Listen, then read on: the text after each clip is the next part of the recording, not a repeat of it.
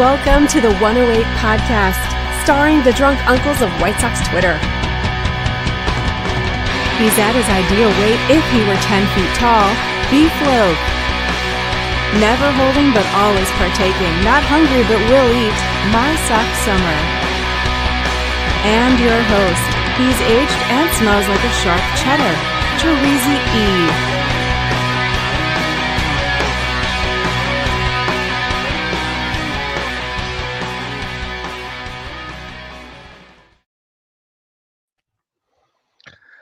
Thank you, Cornsey, and welcome to the From the 108 podcast. Get ready for some baseball, beer, and bullshit.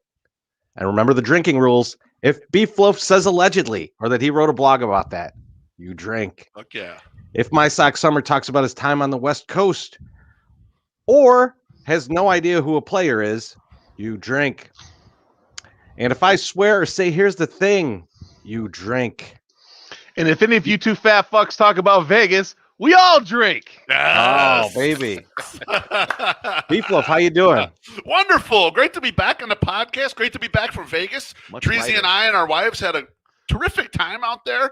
You know, every Vegas trip is a little different. You know, some stories come out or whatever, and there's always the thing, you know, what happens in Vegas stays in Vegas. It's the total fucking opposite. What happens in Vegas, you tell everyone about the second you get home. Absolutely. So we go the first night, and let me just let you guys know, Terezi and I did use some of the 108 fortune in order to take a limo to and from the airport to our hotel. We're done with this pauper shit. We're not waiting in the taxi line, the sweaty ass fucking 108-degree taxi line for 45 minutes.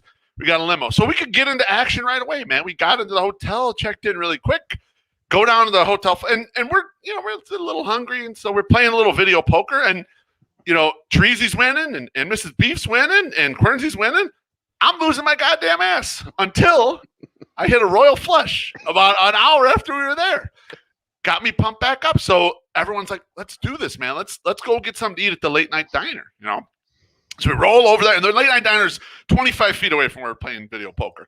Sit down, and, you know, you're ordering kind of like, you know, burgers and stuff, whatever. And we're going through the menu, and I'm like, oh man, they got milkshakes here, and you can get a shot with your milkshake. And Treasy's like, that looks good.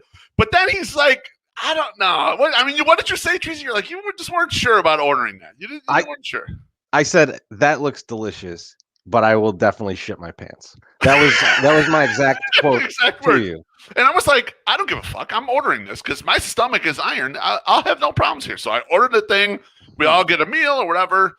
I get the shot, you know, and the shot's big and the shake's big. So you got to drink the shake down a little bit before you can get the shot in there, man. So whatever. We take all that down, finish up.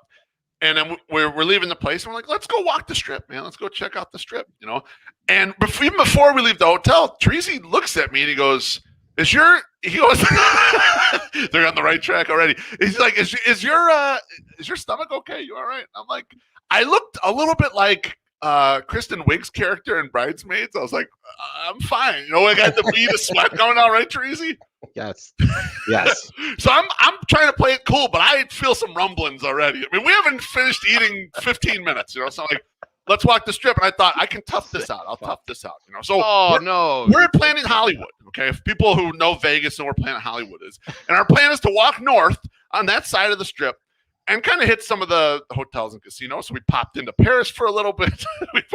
we popped into we walked past Bally's, and there's like a lot of shops outside of Bally's, whatever.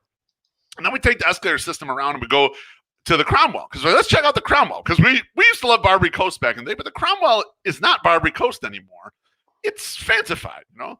So we're walking through there with a little bit, and at this point I'm in dire straits, and I don't want to admit it, but I'm just like holding on for dear life. And Quernsy's like, she's like, I'm gonna go to the restroom, and because we stopped, I told Terezi and Mrs. Beef, you know what, I'm gonna go to the restroom too. I barely made it in there, man. I got, and I'm not even in Vegas for 3 hours, and I'm taking a shit in public. And one of the ones where you got to hold on because you might go flying off, like in Chappelle's show.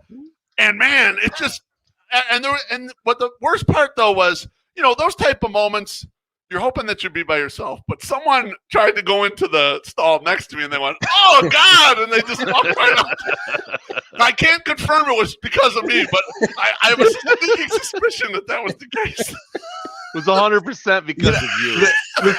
The thing that I regret the most is that I didn't know that this was happening, so I didn't get video of you coming out of the bathroom, because you could have walked up to me and said, you know what?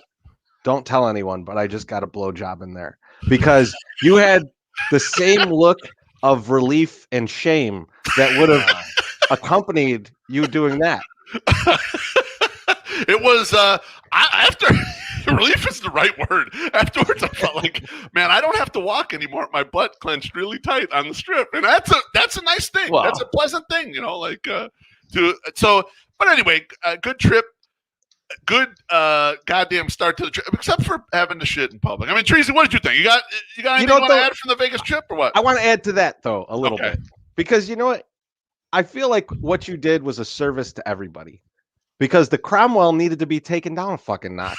All right, that's goddamn Barbary Coast, and we're not gonna forget that. All right, you can't just slap new paint up on the wall, add an extra drays, and pretend like you're a fancy place now. Drays. All right, just the pool drays doesn't mean that you're a classy place. All right, you're still fucking Barbary Coast, and you know what happens at Barbary Coast? Guys shit their milkshakes all over the walls of your bathroom. I was at Barbary Coast for 2005's NCAA opening round, which was also, I think it was the first day we got on Thursday was St. Patrick's Day, and they had $1 foot-long hot dogs right next to the sports book, and there was a lot of shitting going on at the Barbary Coast in 2005. So it's like the pipes are good. So that's what you should do there. The carpet there it's like, did they get rid of the carpet? It's like all fancy now, huh? Probably. Well, they had carpet in the bathroom. They got rid of that. No, I'm talking like, you remember the carpet when you would walk into the Barbary Coast? Yeah. It was like you were on LSD. And it was just insanity. Yeah, they got like a fancier one now. It's all pretty, carpet. right? It's all carpet. Yeah, I mean, nice. I never have understood that about Vegas. Like, everywhere's carpeted. That's just like such a terrible idea. It's like, bring all your drunkest friends to your house and have wall-to-wall carpeting. What a fucking dumb idea. It's softer when you fall down on it. But it is, Vegas is weird now. Like I hadn't been in Bally's in probably 10 years, and I'm like, you and I, Trees, are going to go in there and thinking Bally's is a fucking dump. It's always been a dump. It's all redone. It looks nice in there. Like, strip's real nice. The link, exactly. I mean, everything is kind of redone. We went to O'Shea's. Yeah, and O'Shea's is like they redid it. It's inside the link, but they redid it to make it like an Irish pub. And like, we're looking around and we're like, yeah, this is a good idea. I hate it. Where's like, the beer pong? There was beer pong. It was there. It was they there. did have beer pong? Like little fancy tables for beer pong. Yeah. Now it takes the goodness out of it. There's not no like ambiance. the $2 64-ounce beers like Bud Light. Yeah, you don't have that. You need some guy who might pull his dick out at the beer pong place. Yeah, I mean, if you don't feel like you might get stabbed in O'Shea's, there's no point in even going in there. Where's the excitement at, right? Exactly. And with Imperial Palace gone with the link there now, and the link is way too nice. Like, it's just and it's huge. Like Imperial Palace. It's like they took the whole. Remember how there was all that useless space in front of the Imperial Palace? That was like a dumb nightclub that actually Treasy and I went to one time, and it was like half a parking lot and shit right in front. They got all that shit out of there now. It just goes like all the way up to the street, and it's like all this shit is the same, man. These places got no. The Flamingo is still has some elements of being old and fucked up, which I kind of liked. It was nice to walk through there and kind of see like an old casino. I saw this question. No, I'm gonna just have an epoxy floor, because fuck it. No one cares what the floor looks like. It's gonna be easy cleanup, all right? Because people fucking throw up and drop drinks all the time in fucking casinos. People are putting out their cools on the floor. That's another thing that I wasn't used to, because it's been so long. Like, people smoking around me, I was just not used to. Oh yeah, yes. But very then, rare. Yeah, and you don't want to cough, because if you cough, they might detain you and be like, "You gotta put your mask on, you motherfucker." So yeah, that was weird. Beef. I got to talk to Fremont. Yeah, has kept its rep. We were down Fremont Street for 45 minutes, and we saw a guy possibly dead laying in the street. Yes, absolutely. He rolled over a little bit, and I'm like, probably alive. I'm giving him a probably. He's alive for as long as I'm walking past him. That was the rest of his lifespan. But so we went to Circa. Now, people have told us about Circa, which is, so if you are familiar with downtown Vegas, this is where like Glitter Gulch and Las Vegas Club and all those places where they like tore down that whole block. There's no Glitter Gulch anymore. There's no Glitter Gulch. The signage, though. The big sign, that lady is inside of Circa. That's how fucking big Circa is. Circa's huge. That it's just in there. What the fuck is Circa? It's a new casino, but the sports book is fucking wild. I mean, it's strippers. There's like 10 jumbotrons, and I'm not. It was enormous. I'm not exaggerating this. These fucking TVs are the size of what is on the scoreboard in like Kansas City. Yeah, and the sports book is 2 fucking floors, right? Yeah, like, so you go up to the bar on the there's an upper deck. It's built like a goddamn movie theater. I mean, that's how huge and how many seats and stadium seating on the lower level. Incredible. It was awesome. And then there's a fucking radio booth there, and VSiN is they broadcast out of there. It's just a wild fucking thing, and it's downtown, right? But here's the fucked up thing. They fucking needed that though.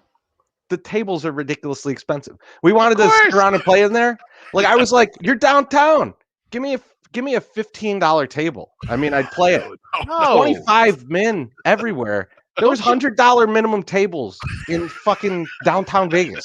Don't you know how gentrification works, motherfucker? I mean, this is gentrification at its finest. Like the strip priced everybody the fuck out, man. Yeah. Like I remember you could walk into Barbary Coast and get a $5 a hand like blackjack table immediately. Right. Sure, and then they limited that shit.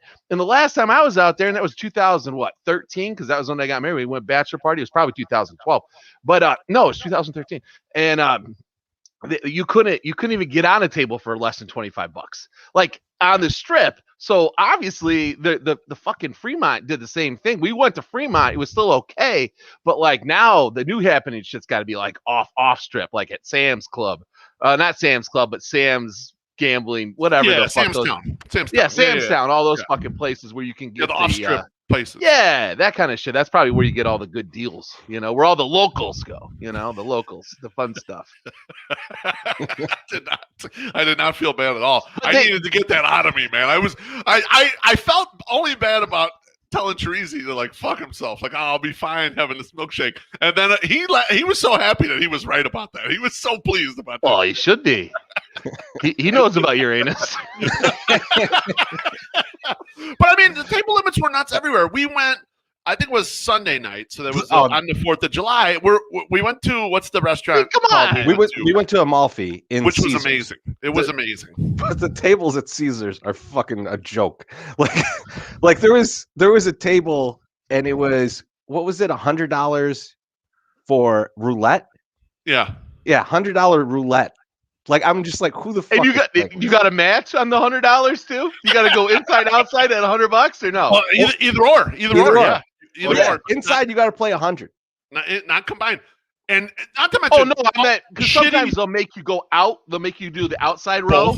Both. Like if you're gonna go 25. If you do 5, it was like $1. You know, like it was like $1 or whatever. But you had to match it inside and outside. Find out. No, see, nuts. Like even this bullshit 6-5 blackjack was $50 fucking limits, and you couldn't get a seat at these tables. I'm thinking this is one of the worst possible fucking games ever because there's no upside or whatever. It's just crappy ass odds. It's like you couldn't sit. You'd have to shove people to get out of the seat and get in there. The regular blackjack tables were $100 or $200 limits, and they were jam fucking packed. You couldn't get a seat. No way. The only table that had like any space to it, we got close to it as a craps table, and it just said fucking reserved on it. And I'm like, if it's $200 for fucking blackjack, what are your limits when you reserve a craps table at that place? Get the fuck out of here, man. You're playing chocolates, baby. You're playing the chocolate chips. You're playing big. You're basically losing my salary in a roll. And I hope you're like good for you if that's your limits, man. That's fucking awesome. But but Corona's been a bad year. We did not play that. We did What- not play there. One more thing, or two more things, I guess, about Fremont Street. Fremont, the under the canopy is all built up now, though. There is so much more stuff under there. People, the outside drinks you could buy, trinkets and bullshit, and they have two humongous stages blaring bullshit cover band shit that there were so many people excited to see that shit. Like, they must be local cover bands that everyone knows because it's like they're playing some bullshit song and like the crowd's going nuts. I'm thinking, who wants to hear? And it was so loud too. I mean, it was like, Tracy, we've been going to concerts forever. It was tremendously loud. Like, I was shocked. It was like seeing, so like the band was playing We're an American Band at fucking mastodon levels of volume. It was like the fucking ground was shaking when you were close to it. I'm like, why are you this loud for this song? And people were nuts. And what's crazy, we were laughing. So we went to Oscars, which is the steakhouse. It's on top of the plaza, and it's from the movie Casino. Like they go in there in that. And it's cool because it's got like this kind of glass dome, and you can look out onto Fremont Street. Yep. And as we're looking out onto Fremont Street, there's this huge fucking sign out there, and it's like Craig Jeffers and someone else, or like big 4th of July concert. And I look at Beef and I'm like, am I supposed to know who the fuck that is? Like it was obviously like just two guys not playing their own music. And it's just like, why is this a big fucking sign? Like who's oh shit.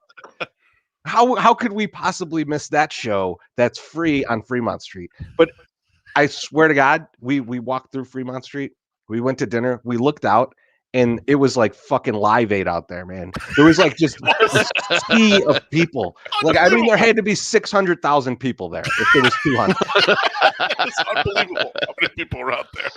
We should do a podcast there. It's 100 degrees too. Yeah, we'd melt. I was out there for like 30 minutes and I had actual pants on. Oh, almost died. That other guy died. I almost died. Did you have to wear pants when you went into these fancy restaurants, or did they even really give a fuck? Pants. No, I wore shorts a couple nights into the restaurants. Yeah. Oh, fuck yeah, you did, Mr. Shit my pants on the strip. Yeah, of course you did. You gotta get out of shit. Yeah, easy, just in case, like keep it down. He had on the little orange shorts. My socks on. Not the moose knuckle specials. How dare you? The running ones. Dress shirt on and little orange shorts. And his Cuban hat. You know what? My socks summer. Fuck you. Because the other day I did a close audit. I was throwing out a bunch of stuff, and I saw the shorts where you took the picture of the moose knuckle, and I looked at it. I MF'd you first, and then I threw them out. I'm like, I'm not wearing these again because of my sock summer. He ruined them for me. I will say, dude. I mean, you could not have been comfortable. Like your beans were above the frank in that picture that I took. It cannot be fun. My plums were nice and snugly. That is how Jose Abreu got hurt a couple of years ago, wearing your fucking shorts. Okay, that is how it happened. How dare you? Oh my God! He's like, oh, I'm gonna wear these skinny pants. Oh, my nuts! Like that's how it happened. I will tell you, Beef outshirted me the entire trip. Oh my God! He comes out here with these fun stuff. These fucking loud ass shirts, man. Maybe. He looked like fucking Frank Costanza. It was amazing. I realized I've come into my own because when I was looking to buy some shirts, I bought all that loud ass shit. Mrs. Beef's looking at me like, now Mrs. Beef is actually a little more lenient than you might think. She's cool with me wearing like reds and stuff, which a lot of guys won't wear red or don't wear red. Oh, fuck no. But like I had like a loud ass yellow shirt that I wore the one night, Treasy, right? And orange and shit. And she's like, I don't know, that's a bit much. I'm like, fuck that, man. I look good in this shit. I want to do this shit. You looked good. You're owning it, dude. I'm not gonna I'm not messing with you. You know what? Those are your kinds of shirts. Yeah, they look good in are. those shirts, man. Yeah. You just do. I wouldn't. Thank you, baby. I would look like I should start putting clown makeup on and murdering people. Like, but you pull it off. I don't know. I mean, you're still wearing Dickies work shorts for Christ's sake. So I mean, you're not making the jump to orange shirts. Exactly. Not yet. Billy Wires is up in the chat. He's mentioning never wear Battleship Gray.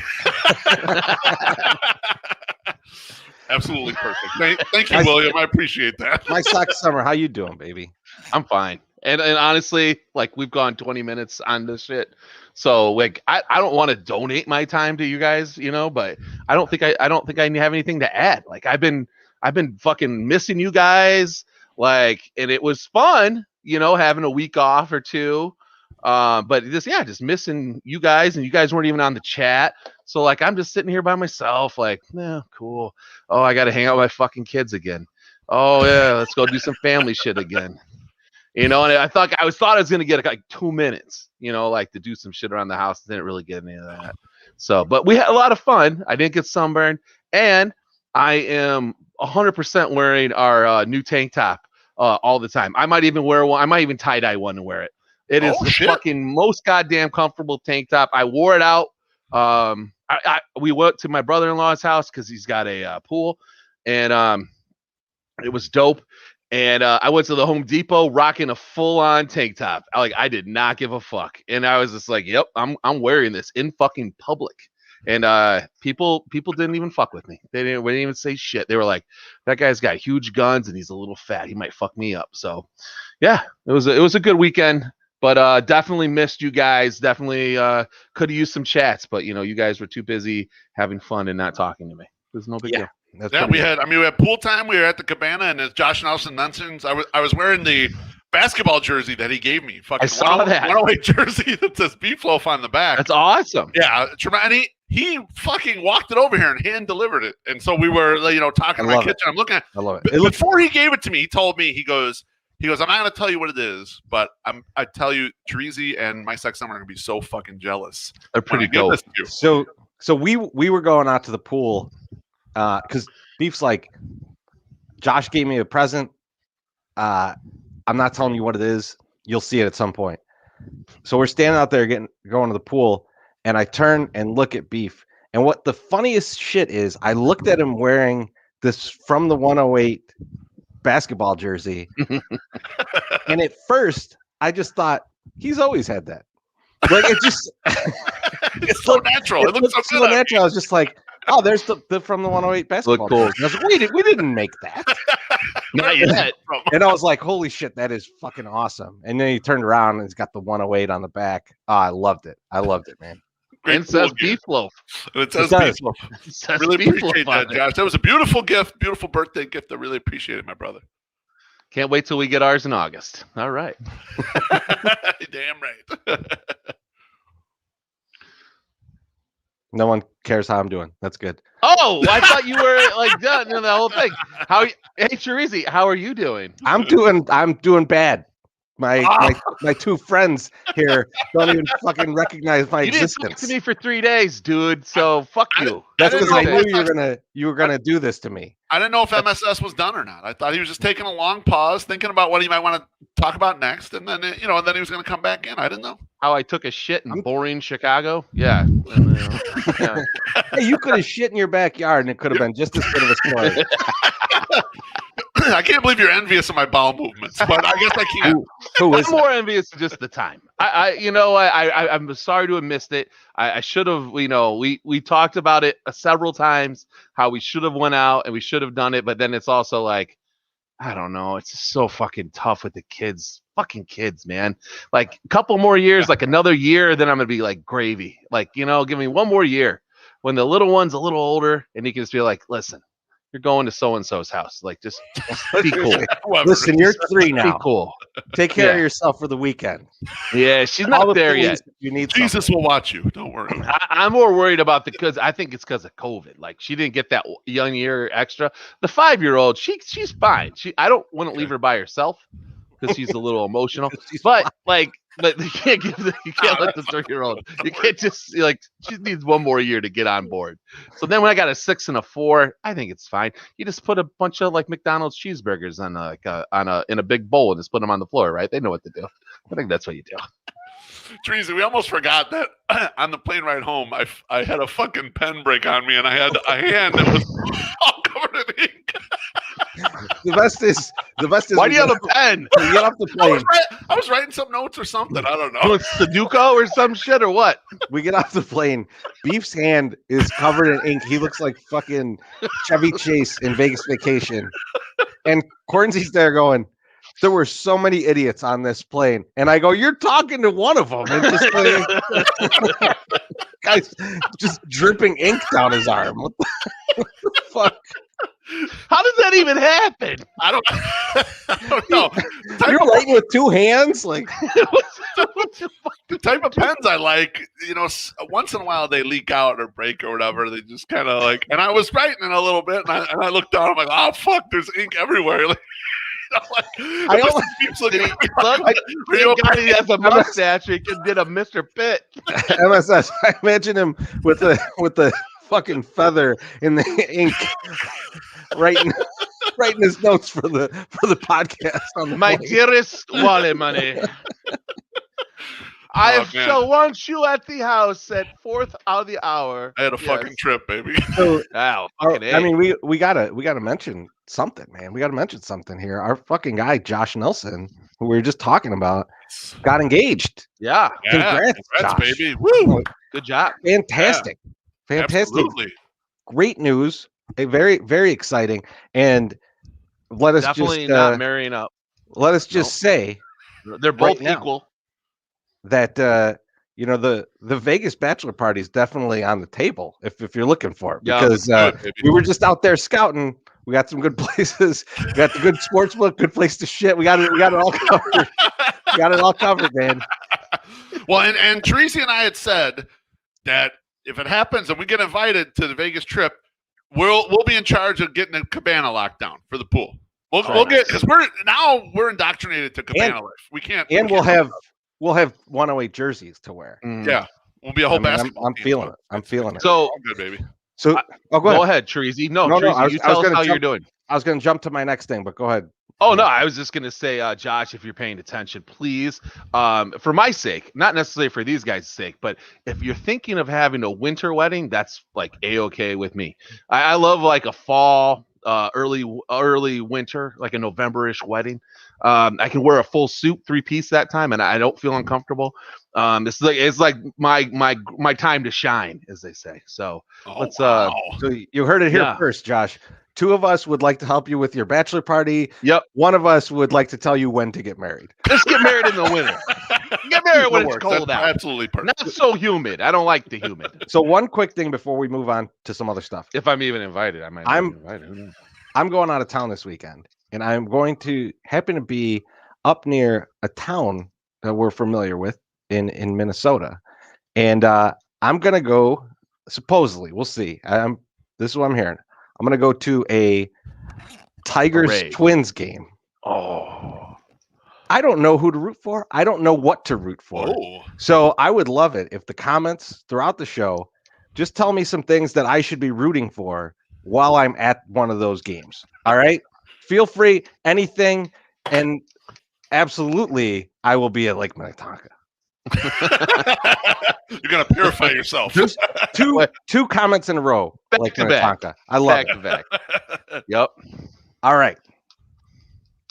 It's time for the show poll. So we're gonna give you. We're gonna give a topic. Each of us is gonna give an answer, and then you guys are gonna vote to tell us which one of us was right. So I'm from the 108 or the Twitters. Yeah, Twitter.com/from the108. Yep, that's it. So the show poll tonight is 80s sitcoms. Ooh. My Sock Summer, you're up first. So I mean, we don't really know a lot about the show poll until we get into a chat, and there's so many good selections from that. And I'm going with the show that I probably watched the most, the show that probably had the biggest impact probably on me growing up, like in a good way. I'm going to go with The Wonder Years because it debuted in 1988 and went till 1993. I mean, my God, Winnie Cooper. I mean, what are you going to do? Like, I mean, that's what every guy wants, right? It's not just that, but you just want that, you want that, right? You want to see something that just grabs you right by the plums. You want to be right there with that, and just see, and that light, it was just. Yes, him freezing up during it is so perfect. So I thought we were gonna get. I thought we had finished. butted. Well, I gotta shut off the other internet here, but I've been waiting to do because of the fucking show poll. So like, I will do that here in a minute. But so yeah, I'm going with the Wonder Years because it's a great fucking ass show. I'm gonna write that in right now. Beef, what do you got? Well, I got to go with a show where some of the people have been making huge headlines out there lately. Oh no! A man was recently released from prison who was on the show, and one of his co-stars, she was really tweeting it up on Twitter. I'm going to go with a show that I really enjoyed at the time. I really don't care for any of the actors anymore. I'm going to go with The Cosby Show. Man, you love Cockroach. Love him. Is Malcolm Jamal Warner canceled too? I don't. No, he's not. And Theo was great on that show. Theo was good. Don't hate on Theo, okay? Alyssa Rashad was texting like crazy shit, right? Like she was like, "Finally, the man is free." Or something, right? She was very happy. Was on that show. Yeah, Lisa Bonet. Maybe. Did Lisa Bonet support him too, or no? No. Because if she did, then I'd be like, okay, let's look into this. But did he get out on a fucking technicality too? Yes. Like it was some technicality, some right? total bullshit. Yes. Like they said, "Oh, we're not going to process you." He's a horrible piece of shit. Tell us what really happened, but we won't hold it against you. I'm gonna clear out that answer, and I'll go with the GOAT show from the '80s, man. Cheers. Oh, Cheers is terrific. Yes. Oh, you'd say, you don't like Cheers? Not a big fan. No, I wasn't. Perlman shows up at your fucking house. Really? You don't like Cheers? I mean, as at the peak of the '80s, ending, I was 13 years old when the '80s were over. I still didn't have bar humor, and that's probably why I didn't pick Seinfeld, because I didn't get into Seinfeld till like I was like a senior in high school and then into college. Like I just wasn't listening to that. I wasn't watching that shit yet. So yeah, I don't know. It's weird. All right. That is bizarre. I don't know. I'm sorry. So tonight beef gets canceled. That's what we got too. Why don't put the name? I should put in the show poll. I'm not pro Cosby. Fuck Bill Cosby. I thought that the 80s show poll was gonna be pretty lame. I thought maybe an Alf would sneak in there, or like a Married with Children or something. There's multiple GILF shows in the 80s. Yeah, I almost went GILF. Because you go Golden Girls, and you could go Who's the Boss, man. Mona gets it done. Yeah. Either one of those would not have been terrible, horrible choices. Like Alyssa Milano. Look, I'm putting Cosby Show up there, and if I want to see if it gets 0, I can get 0 on the show poll. 100%. I would even have taken A Different World before I took the Cosby Show. I mean, like less. Different World. Oh, it did not suck. Dwayne Wayne was awesome. Wayne. Three's Company was my other one. That was my first thought. I was like, that's my go-to. Because I love that show and I watched a shitload of it, but I couldn't take it. And then also Roseanne, but who also is canceled. So I don't know. You can't pick Roseanne now because she's canceled. Dump on the up and he put MASH, and I thought about MASH. I think MASH starts in the 70s. You see that, Joe? Yeah. I am not pro Cosby. You jerk. Yes, you are. Now I'm getting bodied in the chat. I'm not pro Cosby. I wanted to bring up Cosby so we could talk about what an asshole he was. What the fuck, man? I had Felicia Rashad. I want her to get sideswiped too. God damn it. She's stupid. You don't even worry about her. What the hell's her problem? Why would you tweet that? Why would you even if you believe that? Let's say you celebrate. How the fuck can you do that? How the fuck can you put that out there? That's privilege. Like if imagine going back in time and OJ gets acquitted, and you're like, obviously he didn't. Hallelujah. Let freedom reign. Like unbelievable. I don't think she understands it was a technicality. Like it's not like it didn't happen. Right. Unfucking real. Unreal response. Like all of that was just a long con to get beef to choose the Cosby Show. Right. Yes. I was listening to Michael Jackson in the car today. Had to turn it like black and white. Like it came on. I was like, oh yeah, I remember. Oh no, I gotta change this, and I changed it. I'm not there yet. They're not there yet. Not there yet. All right. I got one more question for you guys before we get into some more stuff. But what are you drinking? My Suck Summer. What are you drinking, man? I'm drinking an end of a bottle. I'm not supposed to get drunk tonight because I have a doctor's appointment tomorrow.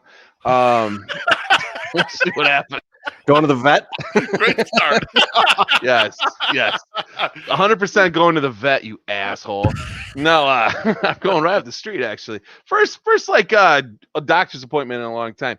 It's the St. Elmo Steakhouse whiskey. It is a straight bourbon whiskey with dark cherry and bourbon vanilla beans. And then I'm mixing that up with a little Coke Classic and everyone's favorite, the cherry man. That little cherry guy. So we got some of those in there too. That's going to be on the fall version of 108 merch, everyone. Yeah. Yep. I love the cherry actually, man. yeah, we'll talk about that in a minute. Loaf, what are you drinking? I'm just drinking 312. 312. I've been crushing down the 312s. We get 312s when we get our load for Goose, but usually they're trying to push some of the other brands, and so we don't end up drinking in the tub that much. So I love 312. I'm just drinking for the podcast. It's refreshing. I love I like how they call it an urban wheat ale. I don't know what separates the urban versus the non-urban, but I sure do love it. Keith Urban.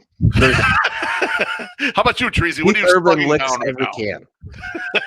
What you drinking, bitch? I got the juice pants from Maplewood. Oh, that's Maplewood. good. It's delicious, man. Yeah, it ain't bad. I had a couple Sun of juices the other day at lunch, because I'm a classy guy, and I'm just gonna pound 3 beers at lunch, Dude.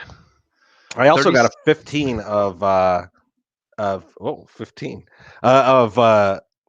shandy, the goose shandy for this weekend. Nice. I'm excited beautiful. for that. Yeah. Wow. You're taking beer into Minneapolis? For the drive. No. Yeah. Gotta have some road I'm soda, not driving. no question. But no, yeah, we're gonna be like kind of at a lake or something. Okay. Lake Minnetonka, I assume. I'll be naked in it, I guess. But like, I love this trip because Treasy has no idea what's going on. He's being driven somewhere. He vaguely knows where it's at. He vaguely knows what he might do for the weekend. I love it. I love this. Because he's getting murdered. That's how it is every week. That's how it is every trip. I'm not in charge of that. Cornsey does a tremendous job. You saw it in person. I walked off the plane in Vegas having no idea what I was doing, and Cornsey knew what I was doing, and that's all I need. That's what you got to get in the limo. Go this way. Go eat here. Everything's good. And that's how this weekend's going to go. Yeah. All I know is she said you should bring some beer. So I brought some beer. Joe Latham's right, though. Axeman, Todd the Axeman by Surly is pretty dope, but don't drink like 4 of them because then you'll die and probably get murdered. Is it because you'll have to go into the high ABV? It's high ABV. Oh, it's high ABV. It's there's a little lactose in there too. You might. Oh, is it? Oh, if it's high lactose, there's no you gotta lactose. tell me it's high lactose. There's no lactose. See what he's trying to do to you? I'll have a redo of Target Field the last time we were there, Beef. Oh yeah, that's right. My son Summer, the whiskey got you that one time. The weekend got me that time. Yeah. Oof. Sitting there, it's like the 3rd inning. I'm like, ooh, things are brewing. Not on the field. Man, I gotta shit at the ballpark. If you ever needed to shit in a ballpark, obviously Target Field's the best because Minnesota is the cleanest place on earth. Oh, it's very clean. There's not a speck of dirt, not a win in sight. It's beautiful. My sock Summer. That's good. You want to do something for me? Let's do this. Let's pay some fucking bills, man.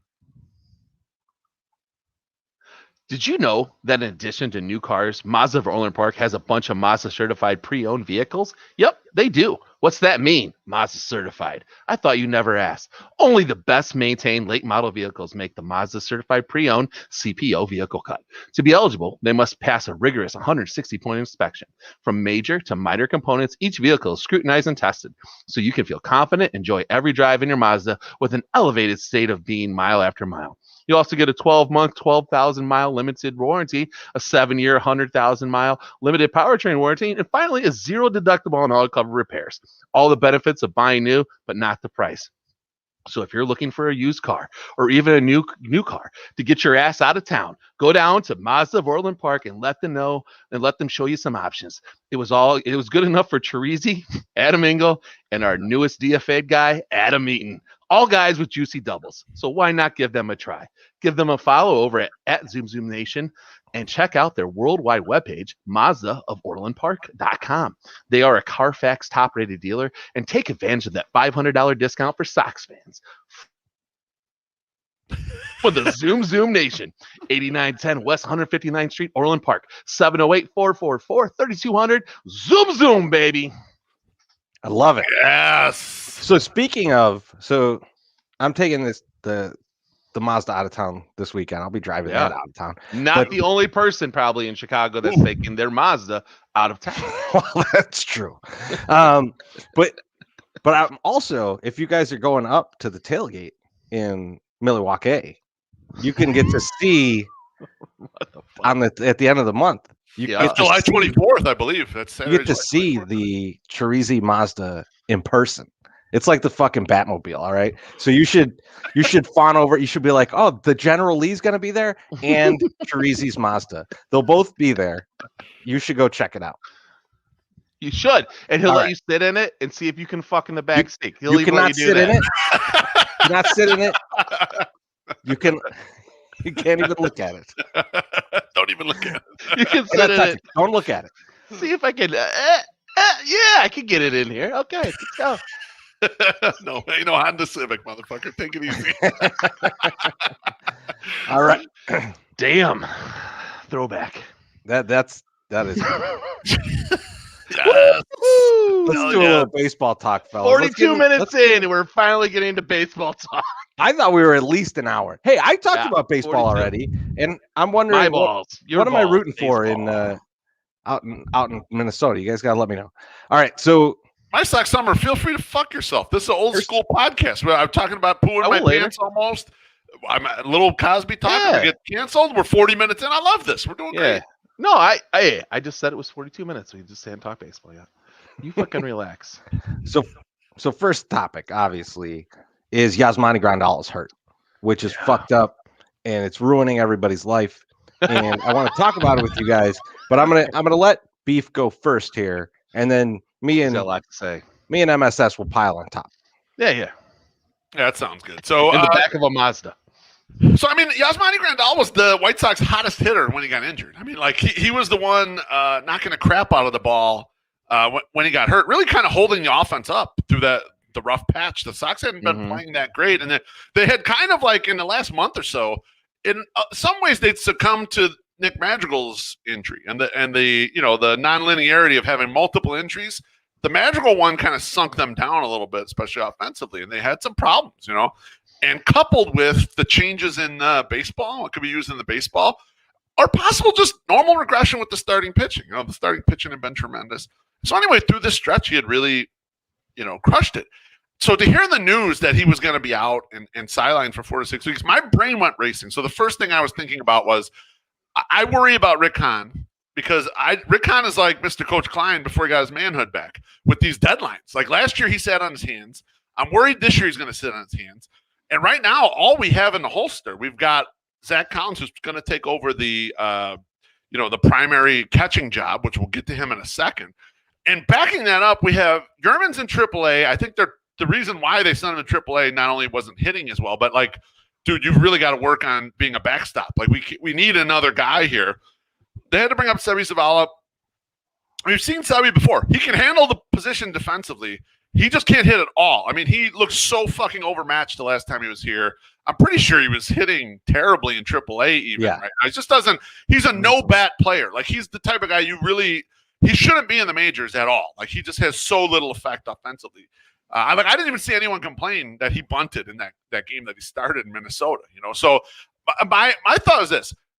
Collins back there for the 6 weeks or whatever that they're assuming Yaz is gone. Now, that timeline is a little speculative because they said 4 to 6 weeks. Then they went in and realized they had to do some stuff different than what they originally said. There were some tweets from the White Sox about, now maybe it won't affect the timeline because I think I saw the adjusted timeline. They assume like 5 weeks, or something like that. Your problems though, like, you can use this time to figure out if how much you like Zach Collins back there as a catcher. That'd be great if it wasn't rolling up on the trade deadline.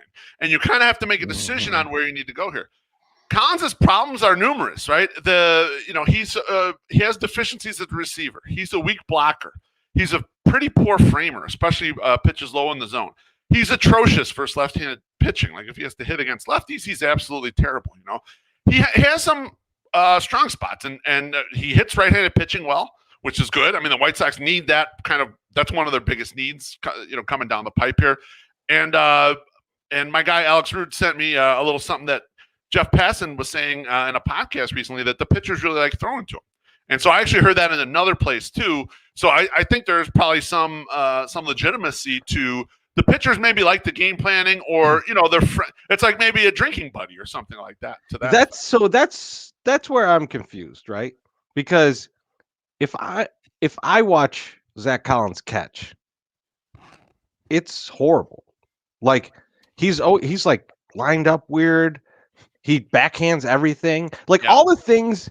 Like it's funny because everything that Stoney will say about an opposing catcher is like, oh, if you do that, you're totally fucked. Collins does all of them. Every inning. And I was actually listening to Fox Machine, and they said they're starting to run on him now. Like they hadn't been running on him before, or he had been an effective thrower, and now they're running on him more too. So like that's the guy you want to throw to, the guy that will probably get a foul tip hit off the umpire's neck because he's sitting in the other batting box. Like I don't get how that's the guy. That might be the guy you like, right? That might be like, he's a fucking awesome guy. What a great guy this guy is. It's kind of like, like if I were going to say, let's find the nicest guy on the team, maybe it's him. Yeah, maybe. But if I was going to say, let's find a guy to replace Yasmani Grandal, not him. You could put him and Sebi Zavala together, and I wouldn't think that that's even like close to what you'd want to replace him. Like if you could smash them together like Station, that's. You knew I was gonna go. But Beef, you know what I was thinking about with this is that this reminds me of when Luis Robert got hurt, because you have to make a decision as the GM of what you're going to replace. Are you going to replace Yasmani's defense or his offense? Right. Because it's with one player, it's going to be impossible to do both. You'd have to strike gold, or you'd have to trade for someone very, very good. Because if you look around at the shitty teams, they either have like very controllable young talent, or they have terrible guys. Like Beef, I was like, I'm gonna just find someone on a team that maybe was supposed to be good and just kind of never panned out. And the closest I got was Tom Murphy, and like. Yes, that's gross. I don't want Tom Murphy. Tom Murphy hits like 300 against everybody. So 300 OPS. Sorry. I was like, wait, that doesn't sound that bad. Actually, I'll take a 300 BAA. Come on. No, I wish you're talking like 100. Like the guys are out there that I want that on these bad teams. They're just terrible. The only guy that I saw is not even on a team, so I assume there's something wrong where he's not playing, because I mean he's not good, but was Matt Wieters. No, it's like he's on the street, right? He's just out there, and like switch hitter, but like he could have been that guy we saw in Vegas that you thought was dead. You don't even know. You didn't get close enough to determine it. Beef, honestly though, if I'm Rick Hahn and I'm just kind of feeling the hot streak of like Billy Hamilton, Brian Goodwin, why not roll the dice on a Matt Wieters? Like, because Matt Wieters is not going to be worse than Sebi Zavala, right? Like he'll be worse defensively probably, but like barely. Like I don't think like his defense is that bad that it's like noticeably different from Sebi. And then he might actually get a hit. Like he's I think he's like 2 years removed from having double-digit home runs. At least he's done it. Like I'd be fine with that. I mean, I'm actually a lot less worried about Sebi Zavala having to start, let's say, 4 games or 5 games in the next month or so than I am worried about Yasmani Grandal possibly not coming back. He's not coming back. I was going to say on the timeline that they suggest. No, he's not coming back. Or even if he does come back on that timeline, not being effective behind the plate or not being able to take up his reps behind the plate. If you guys remember in the beginning of the season, Yasmani Grandal started the year off horribly at the plate. His WRC plus in March and April was 69. Nice. But not nice because he sucked. And a lot of it was because he had a lingering knee injury. And so, having it be that particular injury is problemsome about sitting behind the plate and logging innings, right? And you can get away with that, I think, for the regular season because you got an 8-game lead right now. You should kind of coast to, winning this division. But there's going to be playoff games before long, okay? And I don't think you want to be staring in the face of a playoff where Zach Collins is your primary catcher. And then your backup is either Sebi Zavala or Yerman Mercedes. You can't take that risk. And God forbid if something happens to Zach Collins, right? Your ass is really hanging out if anything happens to him, right? So I think it's a no-brainer that the Sox have to go out there into the market and get someone. The problem is exactly what Treasy mentioned, though. These are catchers that are installed. I'll give you a couple names. And we talked about this one a couple weeks ago when we did the podcast. I was talking up Tucker Barnhart from the Reds. Yeah. The only problem is the Reds have been on a gigantic fucking heater since then, and now they're right back in the race. Now they're in second place, and I think they're 6 games back of Milwaukee. Now, that doesn't mean they're not selling, but I don't know. It may be a bigger price there. I saw that Wilson Ramos got signed by Cleveland. Cleveland cock-blocked us knowing this. They went out and did this. I am shocked that Wilson Ramos signed. Like, you see what's happening. Right. Like, who was your agent? Fucking Mr. Magoo? Like, he didn't notice that there's going to be like a starting job just available. Like, and like that was his whole thing. I want to be a starter. So you take a AAA job instead of fucking going to the team in first place to start. Like, what are you doing? It's unbelievable. Kind of behind that, I was like, you know what? The White Sox really need. After I looked at, Barnhart and then saw that, I was thinking they kind of need a Jason Castro or Martin Maldonado type, except both of those guys are in Houston. And so you're not getting either of those guys. And then I was looking a little more further down the trough.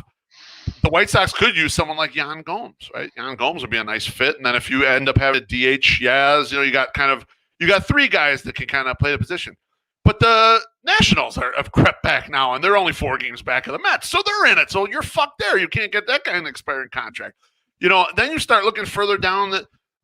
All I could come up with was, let's try to coax Tyler Flowers out of retirement. If Jack Spade can get John Slade to come out of retirement and fight Mr. Big, maybe we can get Tyler Flowers back, Treasy. I like that. I actually like that. I would be all for that. I think Tyler might do it. I think if you went to him, because I think he retired because no one was gonna sign him, right, and it's it's a pride thing, and you just go like, I decided to retire. Yeah. When you retire in like JD did, you're right. You retire in like March, that's not a retirement. All right, that's right. Like Wellington Castillo just retired. You didn't retire. The league retired you. Yeah, right. Like so, the only other him guy back. He's not adverse to cheating, so let's see if we can get him back. That's true. We get him on the superroids, and he'd come right back. It's a good call. Couple cycles. No, this is the thing that's bullshit about this whole thing to me is that one position that we actually had depth at. I mean, albeit not good depth, but depth was catcher, and it's like we're still fucked. The number 1 guy goes down, and we're still fucked. Like, Lucroy, we signed Lucroy, to the minor league deal and then released his ass because he wasn't good enough. He was worse than our suck. But now he just got picked up by the Braves, apparently. Yeah. So that's what I heard on the Sox Machine podcast before this. But it's just like, my God, like this injury, it is almost a straw that kind of broke the camel's back here because it's just one more to pile on that makes it look funky. Now, as I am known to do, I'm going to go off a little bit here on something different, but I'm going to say this. Not once, with all of these goddamn injuries, has any Sox fan muttered the words, "We're fucking cursed"? And congratulations, guys, because you know what? It would have been due to a goat, a cat, a squirrel, a fucking bill, whatever the fuck on the north side, and they'd be like, "This is why we can't win because of this." No, we've had 19 fucking people getting hurt this year, and like some of them aren't coming back, some of them died. But you know what? Not one person has said we're fucking cursed. The Sox are cursed, guys. We're fucking cursed. No one said that. They're like, fuck, let's sign somebody. You cheap ass motherfuckers. That's what we said. So good job, Sox fans. I'm happy for you. I'm proud of you. I love it. Yeah. Happy for you and proud of you. You know why? Yeah, We're in first place, both. baby. We got an 8-game lead. True. And so when you got an 8-game lead, you're really feeling yourself, and we should be fucking feeling ourselves, you know. And the only person I hope is not feeling themselves is Rick Hahn. And I hope Chirizi's right. I hope he's at least thinking, I can roll a dice, little lottery ticket, someone else to bring in here for the depth. Just have an extra person. You have to do it. You know, don't take the risk. God forbid anything happens to Zach Collins and it's after August 1 and we can't go out in the market and make a trade and really help solidify this thing. I mean, you cannot take that risk. You can't have a total fucking zero behind the plate. And we're that thin right now. We're at that spot. You know, like you have either Yerman or Sebi Zavala, which, you know, I mean, I want Yerman to be good as a catcher, but you gotta, you know. The thing I keep thinking is the NL Central is just fucking us, right? Because like these teams all think they're in it, and that's a place where you could just like kind of pick some catchers out of there. Like Tony's probably going, why can't we get Yadier Molina? And it's like, well, the Cardinals think they're still in it. Right? They're like 9 back, but they probably think they're still in it. Yeah. And so the Cubs are probably in the same boat. The Reds are in the same boat. Like everyone thinks they can win that division. I mean, the Pirates don't think they can win that division, but I'm pretty sure that they just have a bag of onions catching for them. So it's not going to be helpful. Yeah. And I mean, I was looking through the targets. Now, I don't know the sort of the quad A type player, triple A guys. Like I didn't dig in that deep. There's probably someone at that level. And if the White Sox, you know, I've seen all these fucking tweets about, oh, you got to give it to the White Sox scouting department or for finding these guys and all this shit. And I personally think they're running a little good. I mean, I like Brian Goodwin, but the Jake Lamb shit and, you know, Billy does Billy things. Billy's being premium Billy right now. But a lot of this shit, I think they're kind of running good with that shit. They need to run good one more time. They need to go one more fucking guy off the scrap heap, you know, and let's try something. Let's do something. I would make a real trade if you can get Tucker Barnhart. I would do that because I think that gives you a little more latitude next year. Like there's usages for another catcher next year. You can still give Zach Collins reps, and you could get his bat in the lineup more when he's not catching. You know, he hits right-handers, and we need that. I mean, this team does need that. So why not flex that and let him DH a little bit if you can get it? Of course he's perfect, Carmen. Of course Molina's fucking perfect. He should have been here already. He should have been here at the beginning. We should have fucking given him a couple bucks. Beef, can I ask you a question on that? He's got neck tats. What have you seen from Zach Collins that you would say, I want to DH this guy instead of Gavin Sheets? I mean, he's just been more consistent than Gavin Sheets. I haven't seen a long enough sample of a Gavin Sheets yet. Okay. You know, and there's also the utility of getting behind the plate and even being terrible is he's not Ryan Doumit terrible behind the plate, I don't think. I think he's just regular bad for now, for this era, you know. So like it's okay. It's passable. But yeah, I mean, I've just seen more of it. More of him being able to handle right-handed pitching. Gavin Sheets might be a better hitter than him. I have no idea. But I've only seen, you know, a week or two of Gavin Sheets. Maybe he's the guy who you would want to have DHing in that spot, but he has no position. Watching him play right field, I mean that. No. I also don't want to watch him bat against a left-handed pitcher. No. That's no interest. All right. Sheets doesn't look overmatched when he goes to bat either. Sheets looks up there like he has a chance, and he actually but he doesn't look like he's scared. Like you get some of these guys get up there and they look like they don't know what they're doing, and he doesn't he like loses a little confidence. Yeah, he's got some swagger to him. Don't bog me down with your bullshit numbers, Chirizi. Okay, fuck you, left hand, right hand, whatever. It wasn't numbers. It was handedness. The old eye test, motherfucker. This was the eye test too. When the guy swings like Carlos Gomez, almost killing himself in a strikeout, that's bad. Like I don't want to see that one. Yeah, no left-handed. Sorry for that. All right, let's talk about the good shit that's going on with the White Sox, which is the White Sox have 3 All-Stars. All pitchers. All pitchers, mind All you. pitchers. So Carlos Rodon, Lance Lynn, Liam Hendricks. Good for Carlos. No position players. Now, when I heard this, me and Beef were sitting by the pool, Cabana life. I was a little inebriated. A little bit. And I heard no position players for the Sox. And Beef can tell you, I was livid. I almost threw the TV from the cabana into the pool. I was like, fuck all these people. They don't recognize us as a real team. This is fucking bullshit. I hate it. People keep underestimating the Sox. I was on a goddamn rant. I was going for like 5. It took Beef's whole feed out right now. That's how pissed off I was. I think he's got to go shit. I'm assuming. He's been drinking milkshakes all night. Milkshake. But so I was like, what the fuck? I can't believe this. And so here's the funny thing though. And this is a Beef thing, my Sox Summer. You know how he is. Mm-hmm. He doesn't like try to reason with me. He just stokes the fire. Oh yeah. Right? Yeah. He just wants to keep it going. So now I'm just like frothy. I'm just like upset. And then like later that night, I'm like back in the room and like looking at my phone and and I'm like looking at the guys that made the All-Star team and looking at the Sox hitters, and I'm just like, ooh, yeah, these guys should be on the All-Star team instead of the Sox. Like there's just, like as good as the team has been, the hitters just have not consistently hit, right? It's been a real kind of shotgun of guys performing each game and things like that. So like you look at a guy like Yon that I feel like has been playing very well, playing a really good third base, hitting well, but he's got like 5 homers. Yeah. And you look at Rafael Devers, who's a butcher at third, but has 15 more home runs. I mean, like that guy's gonna get the votes. That's how it's gonna go. Like that's just how it should really. I mean, like the All-Star game is like the NBA All-Star game. You're not looking for defense here, right? You're looking for guys to hit moonshots and shit. And so when Devers goes instead of Yohan, it's like I kind of get it, man. I get it. And it just kind of I was very upset, and now I'm very upset in a different way. I'm like, come on, guys, hit the fucking ball, man. Get some shit going.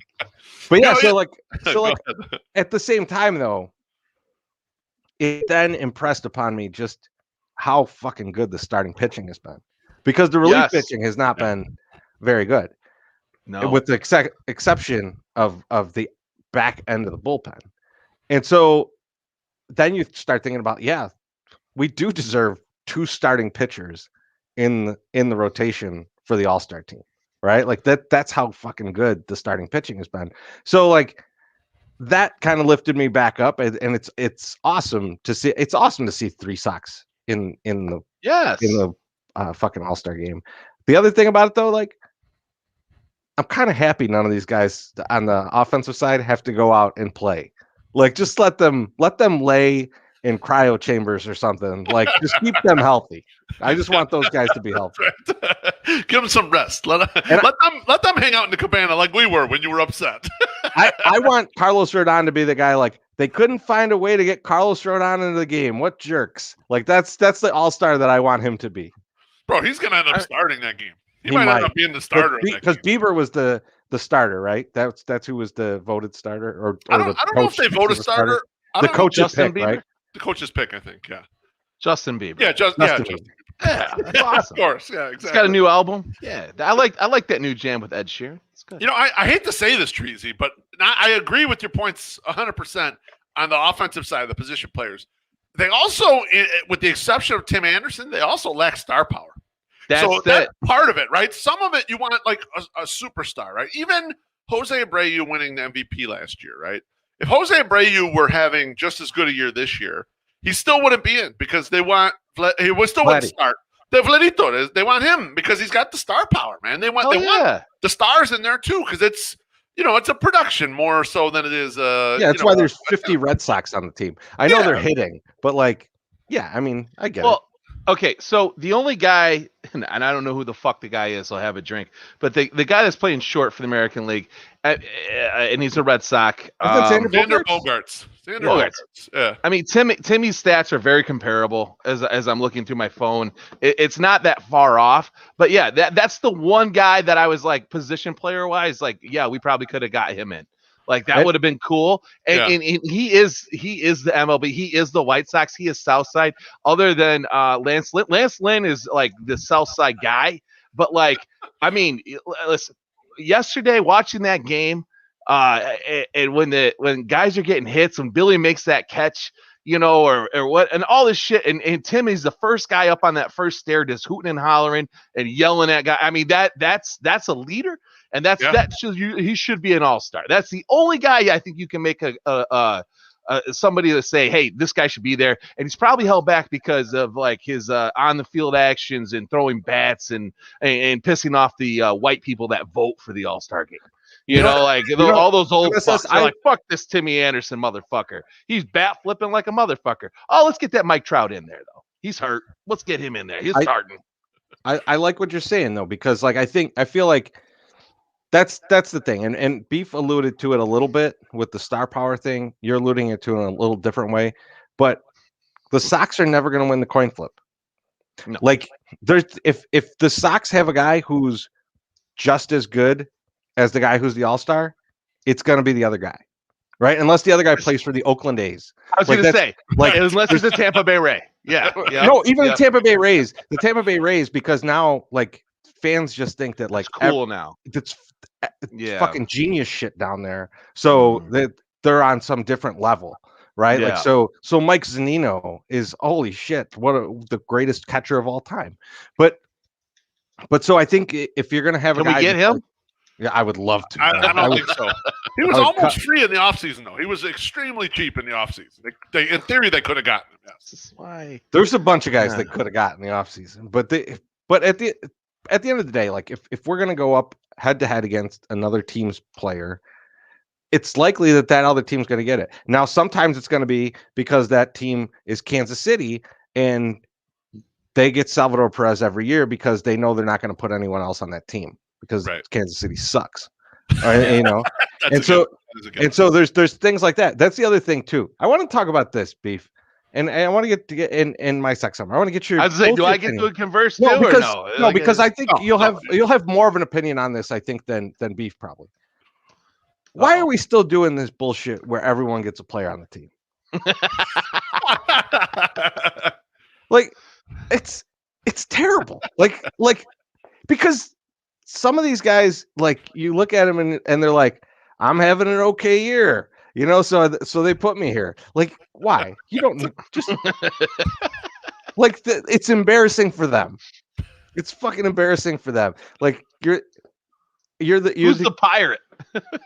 Adam right, Frazier. like it's Adam Frazier. He's having a good year. He's having a good year. But like Jesus Christ, man! Like not everyone needs to have a guy on the team. Like Eduardo Escobar is the Diamondbacks representative. He's having an okay year, but like what the hell? He's fine, but like you could have put someone else on the team. Like you could have put someone more deserving on the team than that guy. Then a franchise who's decided to go out and lose as many fucking games as possible. Almost like they think they're going to get extra money or something if they lose more games than the next team that was in last place. I wonder if it was. Fuck, I thought the new fucking guy did it. But anyway, I thought that it was probably like a rule that they instituted. Like, we're like, hey, we got to get, people watching in every state. We want everybody's ratings high, when there's like 6 channels on TV, so you have to have a pirate. You have to have this. You have to have that because you might see that guy. And you guys have talked about it before. Like you're sitting around waiting for Harold Baines to get that one at bat, you're like, I want to see fucking Baines bat. Like that's all I want to see. Like think of how many years the Sox never would have had an all-star. Like we never would have had an all-star. But you know what? Like, why is the Sox in the goddamn all-star game? Like no, suck. And what? That's a hard truth. It's like a 4-year-old, a 6-year-old. You know what your penance for sucking should be? You have to send someone to throw at the home run derby. That's or fuck it. everyone gets a player in there, but they get a player in the home run derby, not in the All-Stars. Oh, You could send any beefcake you got out there to go be in the home run derby. The team gets to pick. Fucking home run derby will be 2 weeks long. Think about the fucking night we would have had. Daniel Palka in the home run derby. All right, fun. Yeah. This year, Yerman in the home run derby. Yeah. I'm all for it. That'd be great too. Just send him a fucking minor leaguer if you want. Like, Anyone. Can we have Palka versus Mercedes? Like that would be a great. I would watch old that. show? I would pay that. Yeah. I would pay to see that. I At feel least like $6. I feel like we should just organize this. Put it at Armor Park. Go to Armor Park and just have them hit balls in the playground. Have them hit golf balls. Into the stadium bats, there. Aluminum bats and golf balls at the stadium. He is. Dan's leading his minor league team, the Rochester Redbirds, I think it is. In batting average, home runs, hits, everything. Like he's leading on all fronts. Nice. So That's awesome. Yeah, he's actually having a really good year out there. So go Dan. So speaking of having a good year, yeah, we're at the half year right now. Yes. So let's do some report cards. We're gonna go kind of position by position. Well, groups of position. Groups. Yep. Yeah. One of us are gonna do them. We'll do one position, and then the other guys will comment on it. And we're gonna give you a grade. We're gonna give you who's going to detention and who's your A student. Mm-hmm. All right. And so I'm gonna start. We're gonna start with the starting pitching, Ooh. which I've already alluded to has been tremendous. And so I'm going to go A+. Woo! A+ for the starting pitching. Nice. Excellent. Because you know what? They've been tremendous, man. Like all 5 guys have been pretty good. Right? There's some soft spots in there. You know, there's some guys who do better against shitty teams and do worse against better teams who have some head shit going on. There's some stuff. Yep. But overall, the starting pitching has been carrying this fucking team. Like I think it's undeniable if you look at the first half of the season, and you got to hope that they're going to keep doing it, right? So I will say detention for me is Dallas Keuchel. Dallas Keuchel is going to detention, and I'm surprised to say it myself, but he's been kind of mediocre. Yep. He's definitely not had the worst performance on the team. No. Right. But here's the problem. He's out there blaming outfield positioning and shit. Get the fuck out of here, man. You're supposed to be a leader on this team. That's supposed to be part of you're supposed to be like this veteran leader, motherfucker. And then you're going to go out in the press and be like, the outfield is all positioned wrong. Get the fuck out of here. You know why the outfield was positioned wrong? Yeah. Beef, I'm going to tell a story from when we were young, when you won that Moose Trophy back there. I did. I'm glad you brought that up. We're getting our fucking asses kicked. Not bring it up. We're getting our fucking asses kicked by our buddy Polish with Extra Onions team. Yeah. And so it's getting so bad they put me into pitch. Now, I can hit. I can play the field, but I play second base. You know why? Because this arm is a piece of shit.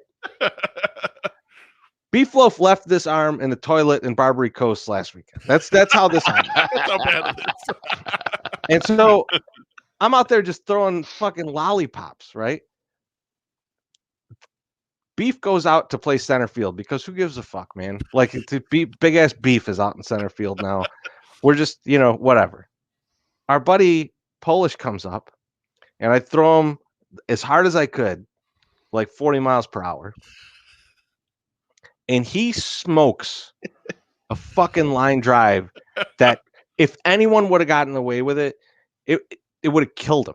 Like it would have just went through your body. That's how hard he hit this ball. And it just screams through the gap all the way out to the field house at Donovan Park. I was going to say, my Sox summer, you know where the field house is, right? Yeah. It ricochets off the field house hard, like pops back towards me very hard. Like it was a line drive. And it bounced once and hit the field house, right? So if for those of you who are not familiar with Donovan Park, this is about 450 feet easily. That was 350. No. Maybe it's maybe it's 300. Maybe it's 350. 275. It's whatever. I feel like it's over 300, but It's that's okay. far to have It's far. 12-year-old one Because bounce it's to shit slanted at that point. off the thing. Yeah. So it's just a it's far fucking enough. laser beam. You know what I do? I turn around and I yell at Beef Loaf, why the fuck didn't you catch that? That is Dallas That's not Keuchel. true. That is Dallas Keuchel. These guys are hitting 100-mile-per-hour laser beams, and he's going, why weren't you just standing there in the right spot to get murdered by that ball? Billy fucking Hamilton caught a ball like that he probably should not have caught. Yes. Yeah, let's blame that guy. Let's blame these guys that are out there killing themselves to fucking win a game. All right, cool. Thanks, Dallas. You dickhead. So then That's why- my A student. So there's probably two very good picks. I was thinking just the whole pitching staff, but there's two very good choices here. But I'm gonna go with Carlos Rodon. Beautiful. Yeah. And now some of this is a little personal, right? Because I did kind of tout Carlos before the season, but that's not even why. All right. The no-hitter. Mm-hmm. When he has no stuff, he still goes out there and battles through that shit and makes it work. And the best thing, I know the no-hitter is probably the best thing, but the best thing to me is when that motherfucker reaches back when he needs it and throws 100 miles per hour. Yes. And he is so pumped after, like the other day when he threw that pitch and it was like 100 miles per hour, I was like, that was 200 miles per hour. And you can never, and like he just smacks his chest and his fucking beard is all wild and shit. And he's screaming. Like, I love all of that. I need that out of every pitcher that ever pitches on this team. I want that kind of wildness and just like the ability to just go like, I don't care if this is my fucking last pitch ever, because that's how he's throwing that. Like, think about this guy. His arm has been surgically repaired 400 times, and he's going to go back and go like, fuck in like 3 this years. particular guy. Fuck this guy on the last place team. I'm going to strike him out. I'm going to throw 102 miles per hour to strike this guy out. I love that. And that's the guy you need when it comes playoff time, because that's the guy that on his bullpen day is going to come out of the bullpen. And I know people hate Carlos Rodon out of the bullpen, but fuck you. I wasn't against it last year. I'm not against it this year. It's his bullpen day. He's going to come out drunk like Mark Burley and throw 100 fucking miles per hour and either kill the guy or strike him out. And I'm going to love every second of it. I still would put him in a top 3 pitcher. Like in a playoff situation, he's a top 3 guy. I mean, easily. Like I don't know how you can't do that. Well, that's what I was going to ask you guys. I was going to ask. I don't think you both of could put him in a bullpen. After Treasy brought that up, is he starting game 1 for you in a playoff series? No. Yes. Lynn. Rodon. No. Lynn. Here's why Rodon. Choice, though. Here's why Rodon is because, and let's assume this is a 7-game series. Okay. Beef, you good with that? Yeah, let's go for for what it. I just said, is that I would still be willing to use Rodon for 1 inning if I needed him a couple games later. Okay. But you could do that with Lynn, though, too. I don't know. I think you can. Maybe you can. You give him a couple ibuprofen. I mean, Tucson IPA and a fucking steak. That guy is good to go, man. The other Chicago side of it, Park. MSS, the other side of that to me, though, and you might be right, is that if you don't plan on signing Lynn in the offseason, he pitches 2 times in a 5-game series for sure. Like, like pitch him every 3rd game. Like, who gives a shit? Him. Yeah, the man. for real. God damn it. Take everything left. I feel like if we don't re-sign Lance Lynn, that like we always joke about we're gonna riot. I think there might be a riot because that guy is just he shouldn't finish his career somewhere else. And like literally he is honey dicking the entire Sox fan. Oh, there's like no question. fan base. Like he's just, man, I love Southside. Man, Southside is me. Southside this, Southside that. Like, give the motherfucker a contract for Christ's sake. The guy, I mean, he looks like us. He sounds like us. Like, fucking put him there. Like, we'll be his number one back. You know, we'll be the Lynn leaders, like the little Lynn cheerleaders. You know, we'll be out there cheering it up. The Lynn leaders. I just created that. This is an Wait till the idea right shirt here. comes out, man. Lynn leaders. Hashtag Lynn leaders. Hashtag Lynn leaders. Playoffs. Yep. Like the Fridgettes, trees. Remember? Yes. Remember Fridgettes? Yeah, cheerleaders. Exactly. Man, Yeah, you are running him out like a college baseball coach. You want to run him dry, poor bastard. Now, regarding your grade trees, I agree 100%. And you brought up one interesting point. You brought up the point how this team is kind of being carried by the starting pitching. The White Sox are second in MLB. good. And that their starting pitchers have made all their starting five have made all but 5 starts during the year. The only team ahead of them to have their top 5 make more starts is the Red Sox. Yeah, the Red Sox. They have. It's just wild. And that was a guess. They've only missed two starts. Yeah. The Sox have missed 5, so they had 3 Kopechs. They had a Ryan Burr and they had a Jimmy Lambert that didn't go so great. I mean, Ryan Burr is just an opener, but Jimmy. Jimmy. Oh, Jimmy. It's just another starter. I mean, like that's what's amazing. But yeah, the Red Sox, they're running hot on the pitching side. Tremendous. If there's a team that could regress on the pitching side, if you're looking at second half bets, and we'll get to second half in a little while, but I bet the under on the Red Sox all fucking day. All right. Relief pitching. Beef. Give it to us. Right. Well, I'm going to give you a little background first. So before the season, there were many pundits out there, many people who thought this is the best bullpen in the American. This might be the best bullpen in baseball.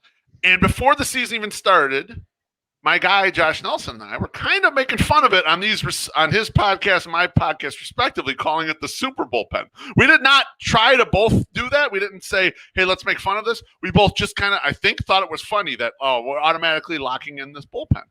They did go out there and get a $54 million closer, and if you remove him out of this equation, which at the time I thought, wow, this is a lot of money to pay for a closer, and you feel like you got some back end guys. They've desperately fucking needed him. You remove him, this has been kind of a subpar bullpen. Just go to a few stats. They're 6th in F WAR in the AL, the bullpen. They're 6th in ERA in the AL. They're 6th in walk rate. They are 1st in strikeout percentage minus walk percentage. So they're striking out tons of motherfuckers. But they're not necessarily getting the job done all the time. When you drill down, it's mostly Hendricks, Crochet, and Kopech that are providing kind of all of this good performance. That's kind of the group there. Crochet's been banged up. Kopech's been banged up, and Kopech's had to be used in starting capacity some too. So I think Crochet and Kopech, neither one of them are on pace to get 50 innings out of the bullpen, which is well below what you would kind of some parts are what you'd want to get out of a bullpen. My A+ student. Before I get to that, I mean, even Aaron Bummer, he's been okay, but he's walking 5 guys per 9 innings. That's fucking unacceptable. And you can't be the Aaron Bummer guy where you throw all the ground balls and walk that many people because you're going to get BABIP to death, which he's gotten BABIP to death. I mean, it's not like he's he just can't locate, man. For whatever reason, he's walking so many people. I even remember a short time when we thought, Jose Ruiz is looking pretty good. And then when they tried to use him in a high leverage spot a couple times, it didn't work out really well. My A+ student. Wait. What was the grade? I missed the grade. Oh, I didn't give the grade yet. You didn't do it. Okay, you're going to do it last. Okay. I'm going to give it last, yeah. My A+ student is Liam Hendricks, obviously. $54 million for the closer I thought was too much, but the guy's been fucking terrific. A little too home run ball-y. He's had a couple too many blown saves for my taste. But otherwise, he's been dominant. And majority of his performances, when he comes into the game, it feels like that fucking thing's locked down. And he's throwing a lot of fastballs. He's actually started mixing the slider in a little more, striking out motherfuckers with regularity. My detention, I hate to do it. My guy, Cody Hood. Get him back. Get him back. Going in detention, right? Knew it was going to be him. Crazy. When the hell did Cody Hood turn into Wally Bunning? He can't get anyone out, man. His ERA stinks. Maybe he's balling Barney Cooper Smith's wife. It's hard to know. I don't know what's going on with him, but it's all, if you make a couple trades at the deadline here and you get more than one arm, it's totally reasonable that he could get demoted. I mean, like that's how rough he's been, especially with a healthy Kopech and Garrett Crochet. My grade for the entire group is C+. I'm keeping them kind of in the middle there because Hendricks has been that good. And they've gotten little stuff on the edges, like surprise good performance from Ryan Burr. And like Kopech was so dominant to start the year. He's been less so since. I agree with you, Jack. Ryan Burr's looked pretty good. So I'm going to go C+. I don't know what you guys think. No, I agree. I mean, like it's mediocre, right? Because there's a few guys that are doing really well, and then the rest of them are either doing average-ish or terrible. Yeah. Right. Like I don't want to watch Matt Foster pitch anymore. Mm-mm. No. Like he's ruined Dragula for me. All right. It's my Sox Sorry, dude. Sorry. Yeah, you ruined it too. That's you're part of it. He's part of ruining it. Yeah. Listen, it was the coolest thing ever until it wasn't. So shut up. It was great, and now it was so awesome. It's like, hey, let that freak flag fly, motherfucker. And he's like, fuck yeah, I will. Oh shit, now you suck. All right, go back to Metallica, you son of a bitch. You ruined it, god damn it. All right. MSS, you got anything on the relievers? No, fuck no. Just hating on Foster? It's this fucking meh, dude. Like meh. MEH. That's with a period. Then why don't you tell me about the infielders then? Infielders. I mean, it's been an interesting year for sure, right? Like decent start from Madrigal. Gone. He's hurt. We'll never see him again. Yes, it's starting to come around. He's doing some good stuff. Gone. We don't have him around anymore. He's hurt. He's gone. So Makata started slow. He got a little hot. Now we'll see what happens, right? Abreu's not the same as last year, obviously, but I mean, who was expecting that? Maybe he'll turn it around in the second half. People, like we said in the last podcast, which was I think 6 years ago, he is going to like get doubted by everybody. Usually turns them on and he gets out there and like starts to do it. Defensively, I feel like they're as good as they can be. Like that's just who they are. They're it's not like you're not looking at these guys going like they're Gold Glove, infield. Like that's just not who they are. They're there as much for their bat or more for their bat than they are for their defensive prowess. Let's put it that way. Overall, I would give them a high C. And that's in taking both sides, batting, offensive and defense. And mostly because the offense, like we're expecting these guys to do it and they're not. Like it's not. I just think we need more from them, from that group. And I feel like Timmy is definitely my A student. He just is, and that's how it is. And then I thought for some reason we were supposed to send 2 people to detention, but I was gonna I picked 2, but I'm gonna go with the worst one, and it's Collins. Collins, you got to go to detention. Well, Collins is catcher, so you got good thing you had another one because these are just infielders. Makata then is Yes. See, the infield's tough for detention, right? Because you have to almost send a backup. Lurie's going to detention. Well, yeah, I mean, Danny Mendick. Danny Mendick. Like, in the minor leagues. The thing is, this is how I looked at it too, though. Like those guys, like you can't really like when you have a kid, and Treese, I know you know this, but as a substitute teacher, like you can spot the dumb kids in the class, and like you can't sit there as like a substitute teacher and expect the dumb kid to like be the smart kid. Like you can't judge him the same as the smart kid. So like with a Makata, it's like, hey, listen, I know you're better than this. You should fucking be better than this. So you should be better than this. You're going to detention. You're going to figure this shit out. You come back better. Like then that maybe puts a little like, put a swift kick in the ass or whatever, get him going. You can't look at the dumb kid and go, why are you a dumb? It's like, cause I'm a dumb. Just let me be a dumb and be that way. See, I think I love that analogy, but I think that applies more to Abreu than it does to Moncada. I think Abreu is your best hitter, and you depend on him. And when shit goes down, like here's the thing, I think you see it out there a little unfairly sometimes. Abreu gets criticized because people are still hanging on to before the contract, and they want to be right about Abreu regressing. All right, but fuck that. Contrarily, though, when this team is down and they need a guy, Abreu got to be that guy. He's got to be the guy. He's got to come up. So I think you could have that treatment for Abreu, in my opinion. I know. I mean, you can. Yeah. He's just old. Makata has more promise. He needs to be better. So All right, you got to let me- wake him up somehow. Let me throw it. Moncada's been very good Recently, this season. He's been an incredibly good defender, and he's got like a 790 something. He's above OPS? 400 on base percentage. I mean, that's He's having a very good year. Like I don't know. I only 5 dongs though. as Only you brought 5 up dongs. earlier. I Only get 5 that. there dongs. you go. I get that, but like you can't say that he's having a bad year. Also, I'm not saying he's having a bad year. I'm saying he's thing I not wanna having as good know- of a year as he should. is that the corners have been incredibly good on defense. Abreu has had a very good defensive year. Now he's not hitting enough, and that's the problem. But you guys are like, you can't shit on these other guys. Lurie, I can shit on, right? Because Lurie jams up so much of like there could be other guys on the team instead of Lurie. And I know Beef, you like Lurie quite a bit, but the problem with him Lurie's to me, been good lately too. He's been real good. the problem to me is that like he cannot play center field and he's a bad second baseman. And so because you don't need him in center field anymore. Like that's not a need Right. anymore. You got enough And coverage. you can obviously put anyone in the corner outfields in guaranteed rate and it's fine. Yep. And so No, you can't. what is his value? No, you can. Well, that's my sex. can't. That's Gavin- that's relative. Anyone?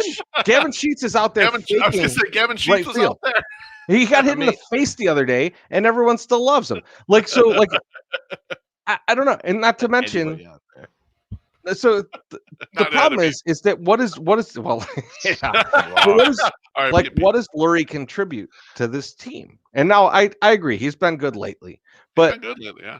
but the problem is that like he's not going to continue to be good, and you know that, Hmm. and he doesn't really have a position. As many positions as he plays, he has no position. Like he's a good third baseman. You could use him for that if you need him. I don't know. I just don't get his value to the team going forward. I mean, he's above 1B WAR. I mean, he's playing well enough. I mean, he's playing actually pretty good this year. He had the rough patch in the beginning that we all kind of vividly remember because he couldn't hit for shit.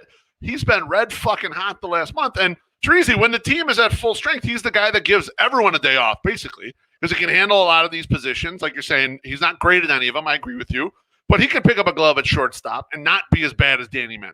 He can pick up a glove at second and not be as bad as Danny Mendick. He can pick up a glove at third and not be as bad as Danny Mendick. Isn't that enough? No, because it's not enough. Because you could get rid of Lurie Garcia and Tim Beckham could be better than him.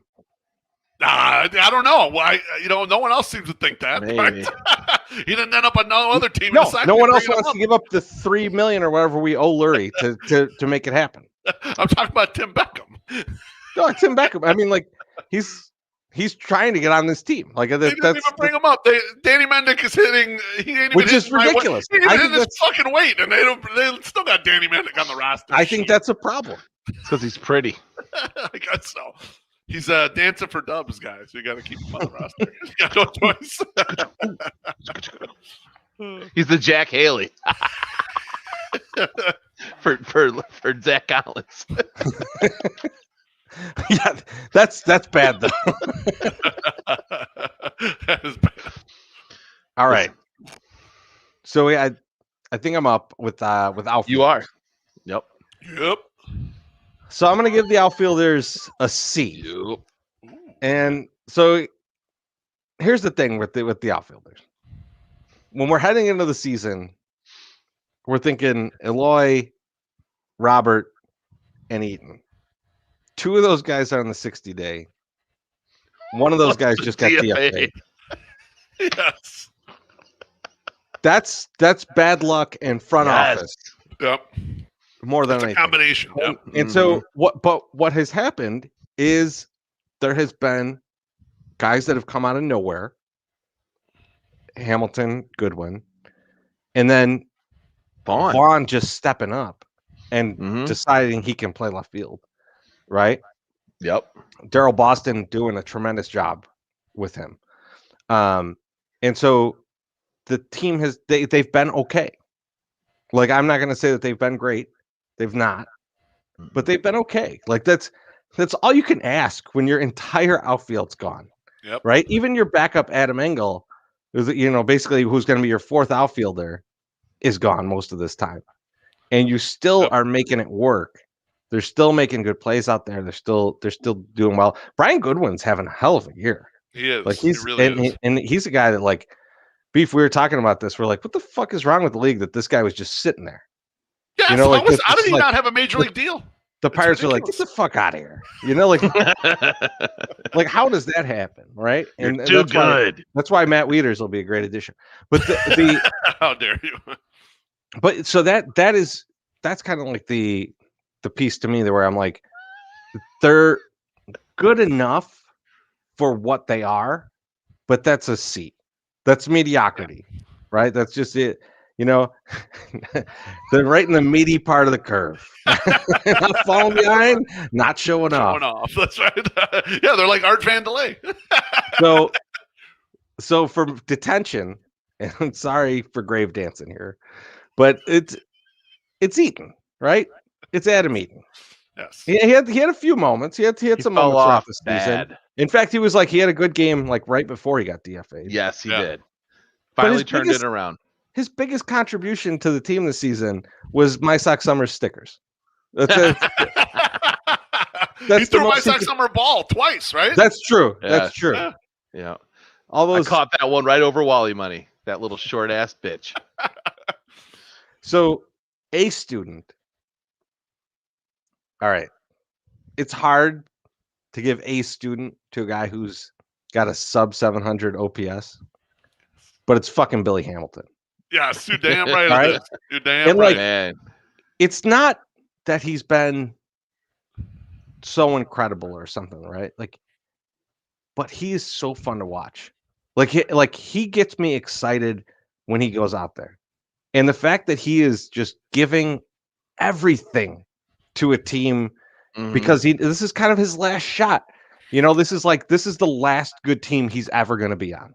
Right? If he hangs in the league, he's going to end up being on some shitty teams and just kind of drag it out. This is the last good team he's going to be on. He knows it.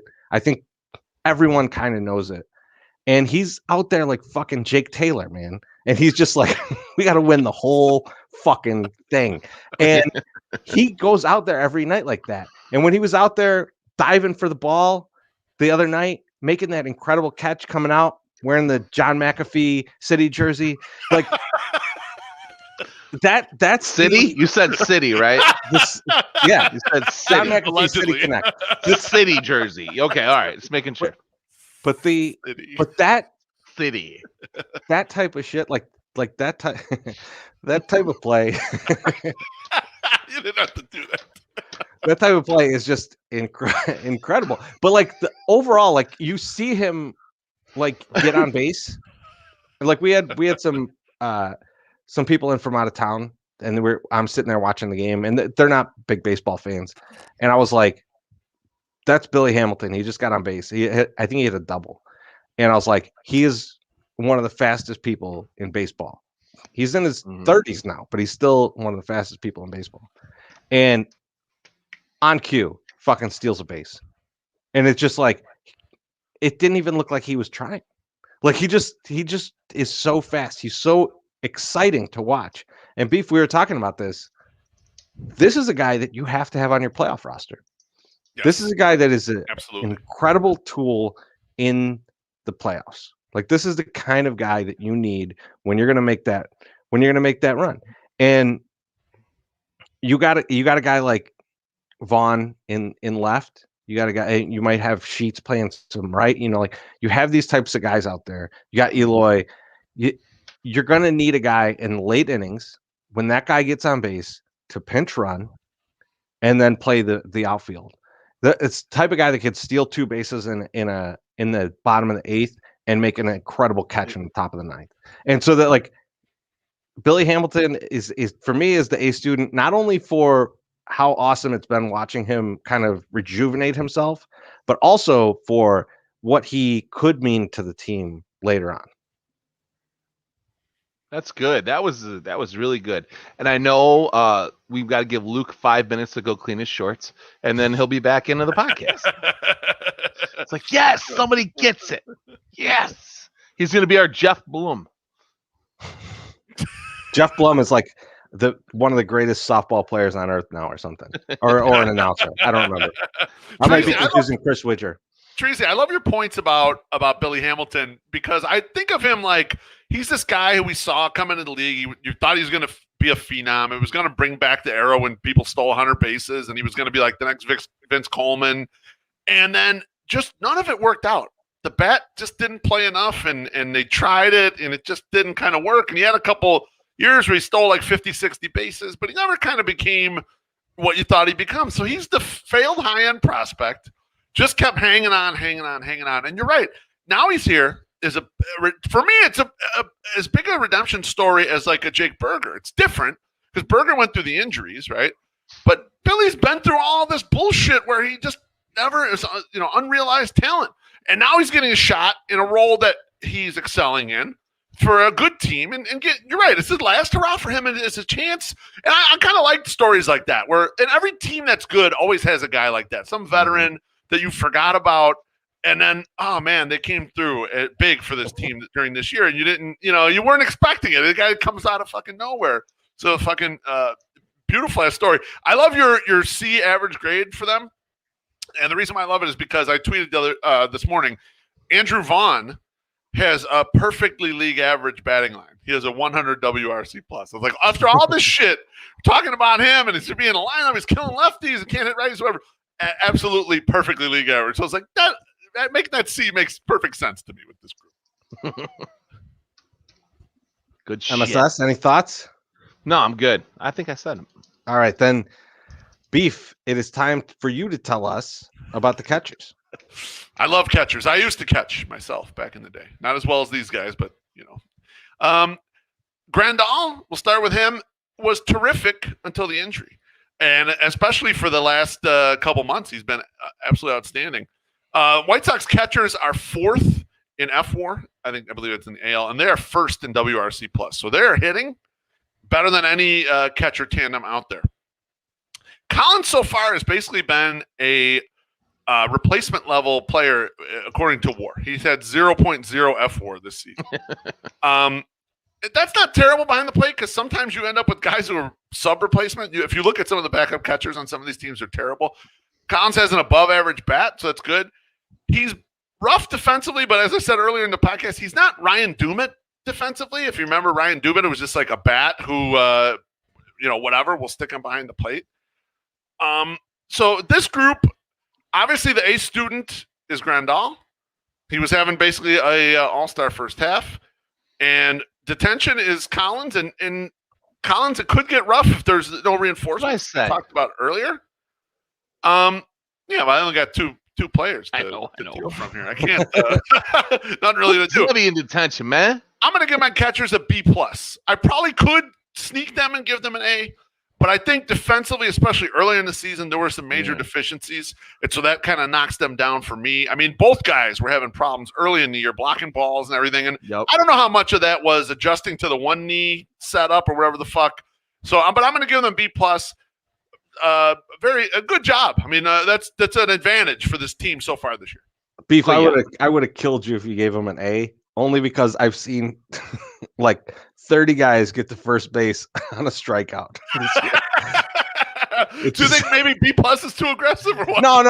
I like the B+. The hitting. They hit a bunch. That's really the flaw that I see, right? Like, I mean, like that's where I've been like annoyed, where I'm just like, a fucking strikeout and the guy's on first base. I'm livid like that. But yeah, I don't hate the B+. I think it's a good grade because Yasmani's been one of our best players. Yeah, he's been a monster. He just has. Has, and the framing's still good. Like, I mean, like all the things that you want out of a starting catcher, Yaz has been bringing, right? And like you gotta love that. He's worth the money that we paid for him. I don't care what anyone says. Yeah, he is. But Collins is a good backup catcher. I don't love Collins. You probably noticed that throughout the show. Right. But at the same time, like, I'll take him. Like, when Grandal goes down and you start looking at the catchers around the league, who are we going to trade for? And you start looking at people's backup catchers, you're like, holy shit. Yeah. What a You know, treasure bad. trove of bullshit this is. This is a great point, Treasy, because before the season, you and I both would not have been on the train of we'll be okay with Zach Collins as the backup, right? And now we were both like, if Yaz were still healthy, we'd be absolutely fine with Zach Collins as the backup. We both feel that way. I forgot which team it was, but I was looking at roster resource and backup catcher. It was just a bucket of puke. Like that's how bad backup catchers are in this league. It's ridiculous. Like I was looking looking at guys to trade for, and I was like, I would ask them to give me extra stuff and give them nothing to take this guy. That's how bad some of these guys suck. I'm good with the yeah. Lay I'm it good on with us. B+. I I'm think good you with got B+. problems. I think you got problems. Tell us your the problems. the problem I have is that I don't think that either one of them are elite catchers. Like I don't think that like a Yaz is a good catcher. Like I think he gets by like on the catch, a defensive side. Offensive, like that's what you hope for, and that's what we were starting to see, and that's what it was like coming around, and it's coming due. But like as defensively, I don't know, maybe I just expect too much, like to tag guys out. Or like you said, throw to first. It's just like that potentially could be the problem. Maybe I just want them to make outs. I know, like as last year, like I just wanted him to catch the ball to tag the person, and he fucking missed that all the time. I saw early in the year, all those catchers interferences that didn't impress you, huh? Wasn't high on my list, no.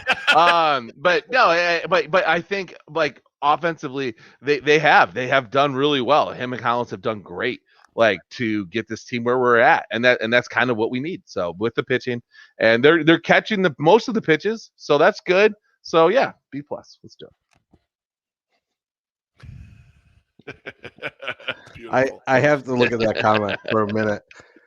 I'm running for president actually of my local school board. Yeah, that's what I'm doing. All right. So this is the one I've been waiting for. I'm very psyched about who got this is a beef loaf right now. Beef loaf assigned us what to talk about, and so this one is on MSS, and he's going to tell us about the coaching staff. I'm so excited. Excited. So this weekend I was at my brother-in-law's house, right? And he says, "Well, so what do you think about Tony La Russa?" And I go, "Well, it depends what kind of camp you're in." And he's like, what do you mean? And I go, well, if you're in the camp that a manager does something, you have to give props to Tony La Russa. He's like, yeah, but that's not really what I'm asking. He's like, I'm asking if it's better. I'm like, no. That's it. Like, if you think a manager affects this game, you have to look at Tony La Russa and say, he's doing a goddamn good job about this. Okay. So if you think Ricky Renteria was fucking shit up for this team, which a lot of fucking people did, said like Ricky Renteria sucks. He sucks. He's fucking us over. He doesn't know how to manage this. He doesn't know how to manage that. Then you have to say Tony La Russa is doing very, very well with his staff and all his players this year, because the guy has been laid down. Like, so many things have come at this guy. Like, hey, you're gonna have this great outfield. No, you won't. Two of that's gone. That's also not even your outfield being good. Not even outfield. Fuck the outfield. Your goddamn bats. Those bats are gone. You don't even have those bats anymore. We're developing top talent here. Guys that are going to hit home runs. Guys that are going to get lots of hits. Nothing. That's gone. So you can get in there and you can say, oh, well, the players are outperforming about that. No, you can't. Because you didn't blame the players. You didn't say that the players were the problem last year. Like, you can't say, like, I don't know. It's hard for me to not give credit to a coaching staff when the team is doing this well with so many things that have gone wrong. And I feel like the culture that's in the clubhouse, this is a Mr. Hand thing, has been changed around, and it has turned into a winning type culture. That's why you see these guys up. Amped. This is why you have role players going out there and fucking crushing and laying it out on the line to get a fucking fly ball against the fucking shit ass Twins, because they want to win. And that something has happened, and it has become this. And who do you? I mean, yes, you can. I got into it on Twitter with a guy today. The Good Guys Talk Back posted something. They were singing the praises of Tony La Russa. This guy from another podcast I've never heard before chimes in, is like, no, a brown banana peel would do just as good as Tony La Russa. And I was like, you're fucking an idiot. Like, I didn't say that because I'm a nice guy, but I was just like, why? Like, tell me why. Well, pitch hitting. He could have made some better decisions with the pitch hit. He made your internet freeze too. No, so that, and it's He just, tried to but fuck no, you. but it's just like, like, what the fuck? Like, it's seriously, like, a pinch hitting decision in one game is not gonna, like, fucking fuck up everything. All right, it doesn't give us it doesn't fuck up our 8-game lead, right? Oh, we would have 10 games then. Would we have 9 games? No, probably not. And then, like, one of his excuses that he came back at me with is like, well, sometimes he makes the decisions and sometimes it works and sometimes it doesn't. Well, you know what? That's every fucking decision that you make as a manager. So I don't know how that plays into it. Like, there's not one guy. AJ Hinch isn't going to come in here and make 100. He's not going to bat 750 on making good decisions. Like, it's just not going to happen. If he's going 50, if he's going 500 on his decisions, he's doing great. Like, this is baseball. If you fail 7 times out of 10, you're doing great. Like, that's what it is. So anyway, the coaching staff deserves credit. I feel like I'm giving them a fucking A because they've gotten a lot of fucking, like, curveballs thrown at them, and it is still working. Like, I don't know if they're vampires and they're sucking out all the talent of these guys and, like, making it work. Like, Billy Hamilton might not be able to walk next year because Tony Russo is going to suck all his talent and use it and throw it right out on that field. I don't know, but that's it, man. I have to say that he is fostering a winning culture in that dughouse. Now, who's your A student? Oh yeah, so my A student. This is my A student, and it's not going to be Tony Russo. So fuck him. He's a Hall of Famer guy. Like, he should be doing this. This is what he's supposed to do. I'm going with Ethan Katz, and the reason I'm giving Ethan Katz an A, it's not because of anything that's happened other than Carlos Rodon becoming who he is. So I don't know. And I'm still not really sure what happened with Carlos. Like, maybe it's like, hey, I just eat some salads now instead of cheeseburgers. Or was it Ethan Katz like, hey, listen, you could do this, this, and this, and that's going to change everything. So I'm not sure what the whole transformation is. I'm interested to watch the documentary in 15 years. But, like, I want to, like, I just, like, I'm giving it to him solely based on that because the man was DFA'd and now he's a fucking all-star. Like, that's just insanity. And plus, he hasn't even stopped after they took away all the sticky shit. So he's doing great. Now, He's still killing. Yep. if I have to fucking put someone in detention, which I don't want to do, but I'm going to put in one guy. Once again, I thought I had to do 2 guys, so I have 2 guys down. I don't know why. I thought that it wasn't even I. I'm going to send in Joe McEwing. And the reason I'm putting Joe McEwing on detention. No, that's my guy. This is why. Joe McEwing is going into detention. And the reason he's going into detention is because he is challenging everybody's arm, which I love, but I also fucking hate. No, because he's like, it's just not good. Like, he's just like, yeah, go, just try, go, And I'm like, no, don't go. Don't go, Joe. No, sorry. MSS, here's why I vehemently disagree with that. And why I agree with your overall statement, right? I don't remember Joe McEwing being like this. Like, I don't remember him just, like, being extremely aggressive and sending guys all the time. Right? Like, do you remember that from previous years? I don't remember that. Right? I mean, kind of, but not as much. No, right? Yeah, I agree with my sex number. Not he as leaned aggressive, but not like this. Not like this, right? Not as frequent. And it feels like and look, man, your boss tells you what to do at the end of the day, right? Like, you have some creative control, but your boss is over you, right? Yeah. And this is why I like Tony La Russa a little bit here, is because it feels like, because McEwing and him already have a relationship. I think he's been willing to tell McEwing, I trust you. Do what you want to do. And McEwing's going out there and looking at how shitty the arms are on all the outfielders now. There's very few outfielders that have strong throwing arms or accurate and strong throwing arms. Right. And he's challenging every single one of them. And I love it because they're more apt to make a mistake than they are to throw someone out cleanly at home. early in the season, Whit Merrifield had a miracle fucking throw, and everyone was like, "Why did you send Yoel Moncada?"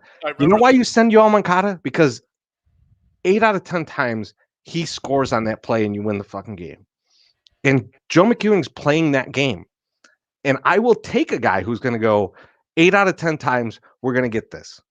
And yeah, 20% of the time I'm going to be an asshole, and everyone could point their finger at me and be like, "You're in detention," but he's understanding that the game has changed. The outfield is about hitting. It's not about throwing. And he's going to run on all these motherfuckers, especially because he is a fast guy, right? Yeah. He has a fast team. He's going to run on these fucking guys. And I love every single bit of it. And I like that Tony La Russa is embracing it, right? Like, because Tony La Russa could easily go, stop doing this shit and choke that out. And he's not. He's letting Joe McEwing be the guy that he knows Joe McEwing wants to be. And so I love McEwing this year. He would probably be my A student if I were doing the coaching staff. Wow, I'm been ahead of Cats. Holy shit. All right, fancy pants. Who do you fucking put in detention then? Debo. You got all these fucking thoughts. Show me these thoughts. I put Debo in detention for letting Gavin Sheets get hit in the face out. Well, Debo was my second one, but I wasn't going to mention why he's in detention. So, well, no, we don't need to talk about that. We don't need. What do you think, Loaf?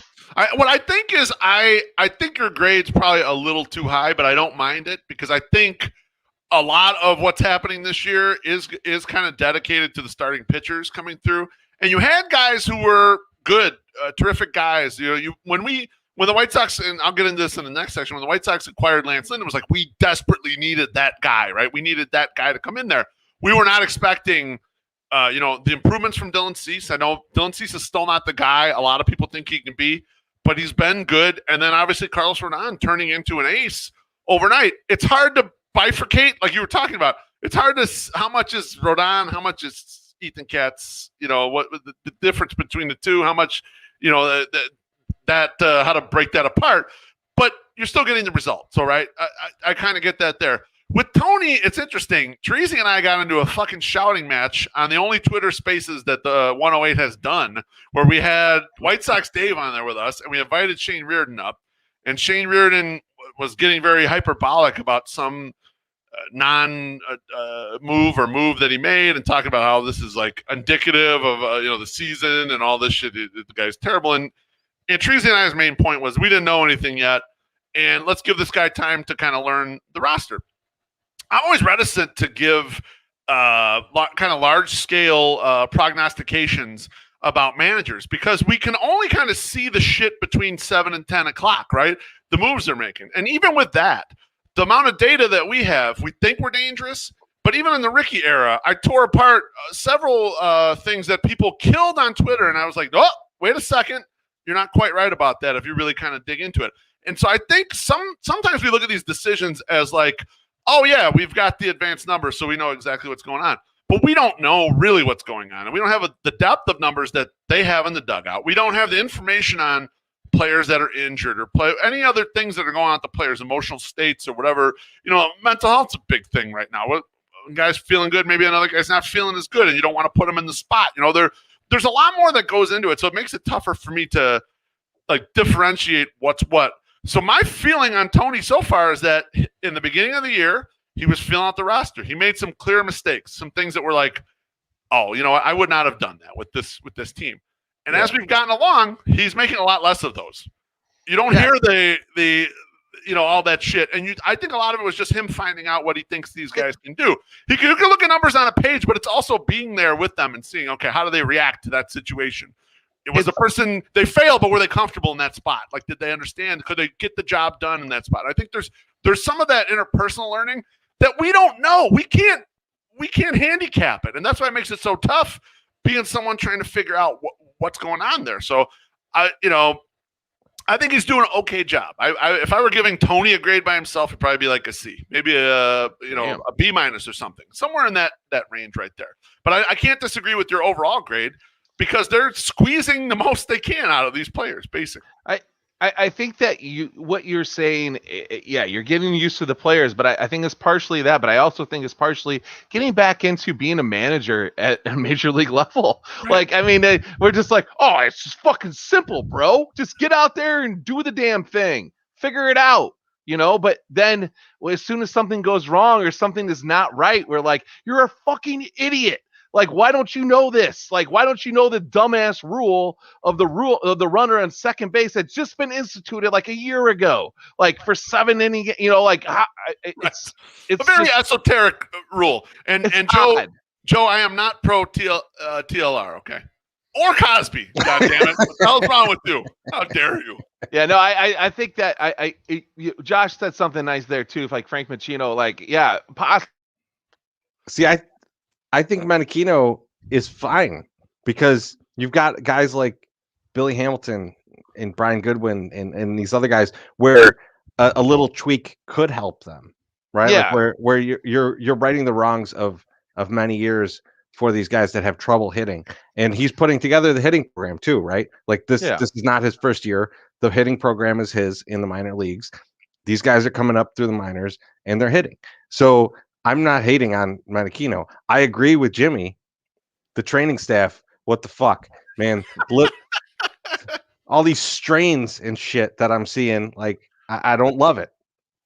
That is suspect. And then I've been seeing some things on the Twitters, and people are saying that, like, while they'll get stuff from the team, they might potentially don't follow those plans, especially in the offseason. They have their own trainers, they have their own guys, they have their own clear and the other stuff. Who knows? Like, you don't know what they're doing in the offseason, except for Luis Robert. Like, you see what he's doing. He's shirtless and he's flipping over big ass tires.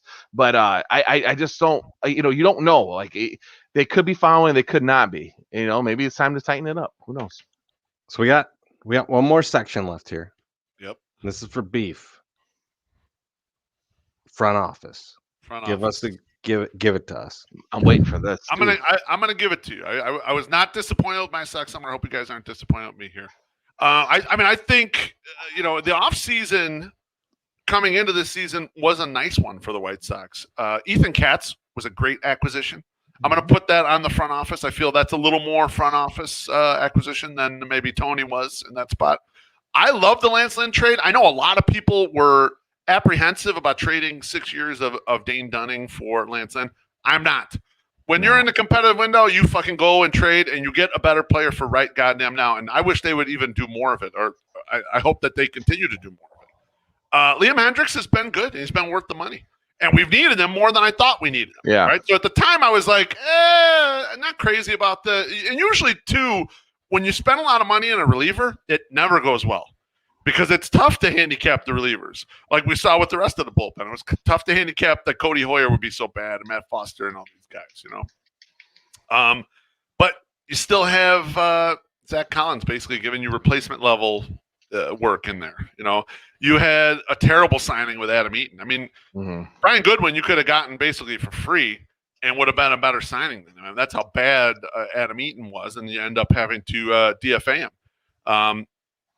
Yerman looked like a miracle for a little bit, but it turned out just a quad A player, not someone special, not someone you found, just a guy who can come up from AAA sometime. You might get a little production out of him. I appreciate the great month, the depth. I mean, Danny Mendick is your depth, and he's been horrible. I mean, he's hitting 205, 308, 286 slugging. I mean, it's awful. I mean, unusable. That's not a major leaguer, So regardless, results matter. The Sox are in first place. I know they're in a shitty division.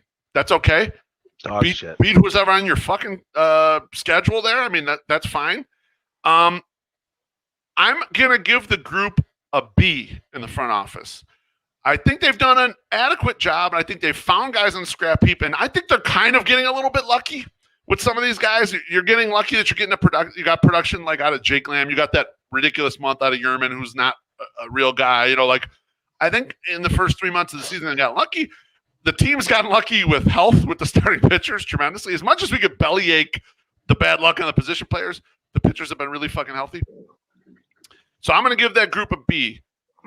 They can get an A if they're aggressive at this deadline. That's what I need. A whole ball of wax for me is Han making moves to try to win a World Series. All right, we got the point where we got a good team. So Han is my A student almost by default. I can barely name anyone in the front office. I'm not giving it to Jeremy Haber or whoever the fuck else is up there. Who's in detention? Kenny Williams. And the only reason he is I love Kenny. But I haven't heard a fucking peep from Kenny all goddamn year. And I want to hear a little shit from him. I want to hear some bravado. I want to hear the shit that pisses off half the fan base. I need that in my life. Kenny, I don't know what you got haberdashery going on, or are you playing mahjong? I don't know what the fuck you're doing. Get out here. Get out in front of us. What the hell is the guy doing over there? With a pen on a plane. He's got a gardening habit. I have no idea where the fuck Kenny is, but I need him out there. Beef, I wasn't paying attention because all I could keep thinking about was how the bullpen coach probably should have got the detention. But no, I would give a lower grade than you're giving. And here's why I would give a lower grade. It's because at this point, they've had plenty of opportunities to make an actual move and jump the crowd and get somebody. There's multiple second basemen that are available. And you should be able to negotiate that and make that trade. You should have been able to do that by now. And the fact that they haven't makes me worried that they're not going to. And that is it's almost much like I gave an A to Billy Hamilton on partially future progress. Yeah. I'm very nervous about future progress for the front office because they apparently were close on Escobar and somehow that didn't go through. And Escobar's not great. Right. It's not right. It's not like you're negotiating to get Gleyber Torres to come here or something like that, right? It's not like a player where I'm just where I'd be like, whoa, we picked that guy up. That's crazy. Right? It's not the Trevor Story trade that people are talking about, right? It's Eduardo Escobar. And yeah, he's having a good year, but it's fine. If you can't get those things when you still have Adam Frazier on the Pirates, you still have, a bunch of different you got Ryan McMahon's out there. You got all these different guys that you could go well, we're also talking to this place. You can't get a deal done with that shit. I'm nervous about what they're actually going to be able to accomplish at the deadline. Or are they going to be as overconfident as I am about them with guys like Brian Goodwin and Billy Hamilton, that they just think that they could just pick up off the scrap heap, that they're these sorcerers now that just could find these guys. I worry about that. And that's so my concern with the front office is not so much what they've done, which I don't think was great in the offseason, but what they have in front of them and what they have not done yet. And we're already in July. Man, I would love to say that I don't agree with you, but I 100% agree with you. I am also worried about, I think Kenny Williams, your signings are the ones that are seemingly working out, Loaf. I think those are the guys that you see. Oh, great. Good time to go take a piss, sir. But no, like a Brian Goodwin, a Billy Hamilton. These seem like Kenny guys. These seem like a guy's hey, he's fast. Maybe he can do something.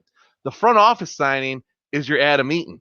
That seems like a Rick Hahn type move, or a Tony move. It could have been a Tony. I want this guy, bring him in. I think he's going to be good. These are just things that I don't know. I don't have any basis for why I say it. It's just a feeling. This is just what I think. And Chirizi, I think you're right. I think we're coming into a situation where Sox, you've saved this money and you have this money. Spend the fucking money. And you should have done it. You should have done it in the offseason, and you didn't do it. So now we're in a fucking position where it's not on our terms. We don't have terms to say it. The thing is, though, it's not about spending money at this point. No, it isn't. It's about spending. It's about spending player capital, and that's different. And it's not a Jerry's cheap moment. It's is Rick Hahn willing to give up the player capital that it'll take to get these guys? And it's a very different conversation than the offseason, right? And I don't see Jerry sitting in the boardroom going how dare you spend so much player capital? He doesn't give a fuck about that. If you were to say, hey, we're going to trade for this guy and we're going to eat the $22 million that's left on his contract, like he's not going to take a Josh Donaldson contract, right? But nor are the Twins going to offer it to us. But at the same time, like if we say we're going to mortgage the future, we're going to send a Kelly, Dahlquist, and Thompson to get these guys, right? Jerry don't give a fuck about that. Jerry is not going to complain about that. That is not a money thing. That's a player capital thing. That's a farm system thing. And does Han have the balls to go, I want to win this year. I have an opportunity right now, this day, to just blow the rest of the division out of the fucking water. I don't got to worry about it. And I think we're rolling right into the next topic. Yes. Almost perfectly. I can just fucking blow these guys away, and I'm going to go into the second half of the season on fire and forget about the rest of this division and only think about a World Series. Teresa, I think one of the problems with Han, and I think you're mentioning it, I think Han sees himself as someone running a private equity firm. I think and I may have some experience knowing these type of people. They're trying to buy something for 10 cents on the dollar. They're trying to buy something and arbitrage out when he really needs to think like a poker player. At these junctures here, these markets are efficient. We're kind of at the end here. These are the prices. You got to press little edges here, and you got to be super aggressive because the prize, like in a tournament poker, the prize is winning first. You don't get shit for finishing, in the final group or getting in the playoffs or getting in the final table. The last seed of the final table gets dick compared to first place in a poker tournament. You shoot to win first. And so a play that may look absolutely ridiculously stupid to an amateur is an extremely smart play because the poker player is looking at expectation and how they win first place and the prize money in first place. And he needs to be thinking that way right now. So I want to jump right into My Sock Summer. Tell us about your expectations for the second half of this season. Like last year, we were sitting there like doing one of the Sunday soaks, and I was under the impression, oh, hey, this is great for the Sox. Hey, we're gonna go to the playoffs. It's good. It's easy. Let's go to the playoffs. And they're like, that's satisfying to me. And I go, I don't know if we necessarily need to make moves. And they didn't make any moves. Like they made zero fucking moves. And I remember you saying, listen, you only get so many of these chances, like when you're doing good. Like they could have made minuscule moves. They could have got a Lance Lynn earlier. They could have taken on more salary. They could have done whatever, right? And that could have won us that wild card. That could have got us into the second round. Yeah. That could have done something, right? And we could have moved on and kept going. And I feel like we're in that same position right now. And I know people, and this gets us right into second half expectations. On Sunday, after we lost the second game to Detroit, I was a little drunk. I was drinking Goose Islands in my backyard, not at a cabana, wearing a 108 jersey from Josh Nelson, not shitting on the strip. I was in my fucking backyard, making sure I went inside and took pisses in my basement, not outside, because I don't need no more rats. Okay, Teresa, just so you know. I tweeted, as much as I hate losing to the goddamn Tigers, these losses might alert the front office that we need some fucking help. Listen, I know you all were shocked. Why is My Sock Summer tweeting about baseball knowledge, baseball stuff, baseball anything? He should be talking about, man, them Tigers jerseys were fly as fuck. Hey, the White Sox look really good with those new Nikes or some bullshit like that. But no, that wasn't what I tweeted about. I tweeted about that their front office needs some help. It was met with a lot of different responses, and I understand a lot of it. But what stuck out most to me was the different opinions on everyone's, like, what would be a successful year for people in the second half.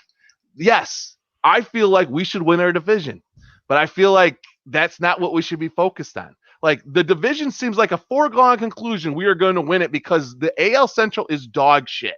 Okay. We don't have our big guys right now, and we have an 8-game lead. Okay. So it's kind of like we should aim just a little little bit higher. Maybe we should want to go on into the playoffs, maybe win a series in the playoffs, not just get to the playoffs.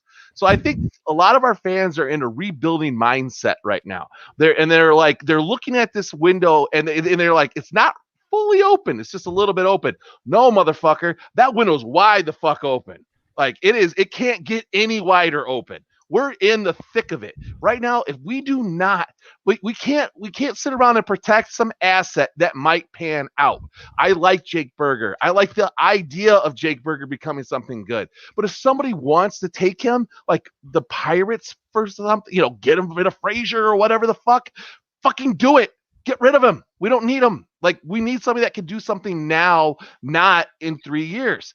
And so we need a guy that's ready to contribute on a consistent basis. And yes, we're going to have to give up someone because that's how fucking trading works. Like, you can't just say, oh, I want that. I'm going to trade you some shit I don't want for that I do want. No. Now you're over a barrel. Like, in the offseason, this is when you spend the money. This is when you overpay. So you don't get put in these positions when you guys are talking with the getting rid of player capital. And that's what you have to do now. So in 2020 or 2022, you have Gio, Marshall, Engel, Fry, Goodwin going into arbitration. Lynn, Garcia, Rodon, Lamb, Hamilton are going.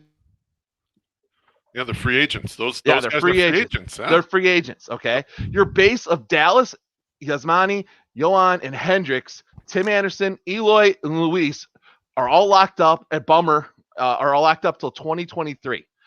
24, you lose Dallas and you lose Yaz. So to the woman who was responding to me, telling me that we're on the peak of a dynasty here and we're going to dominate the league for 5 years, the fuck we are, okay? Because it's just not going to happen. So, like, the time is now to fucking make this shit happen. And also, this is good when you'll appreciate this, Cheersy.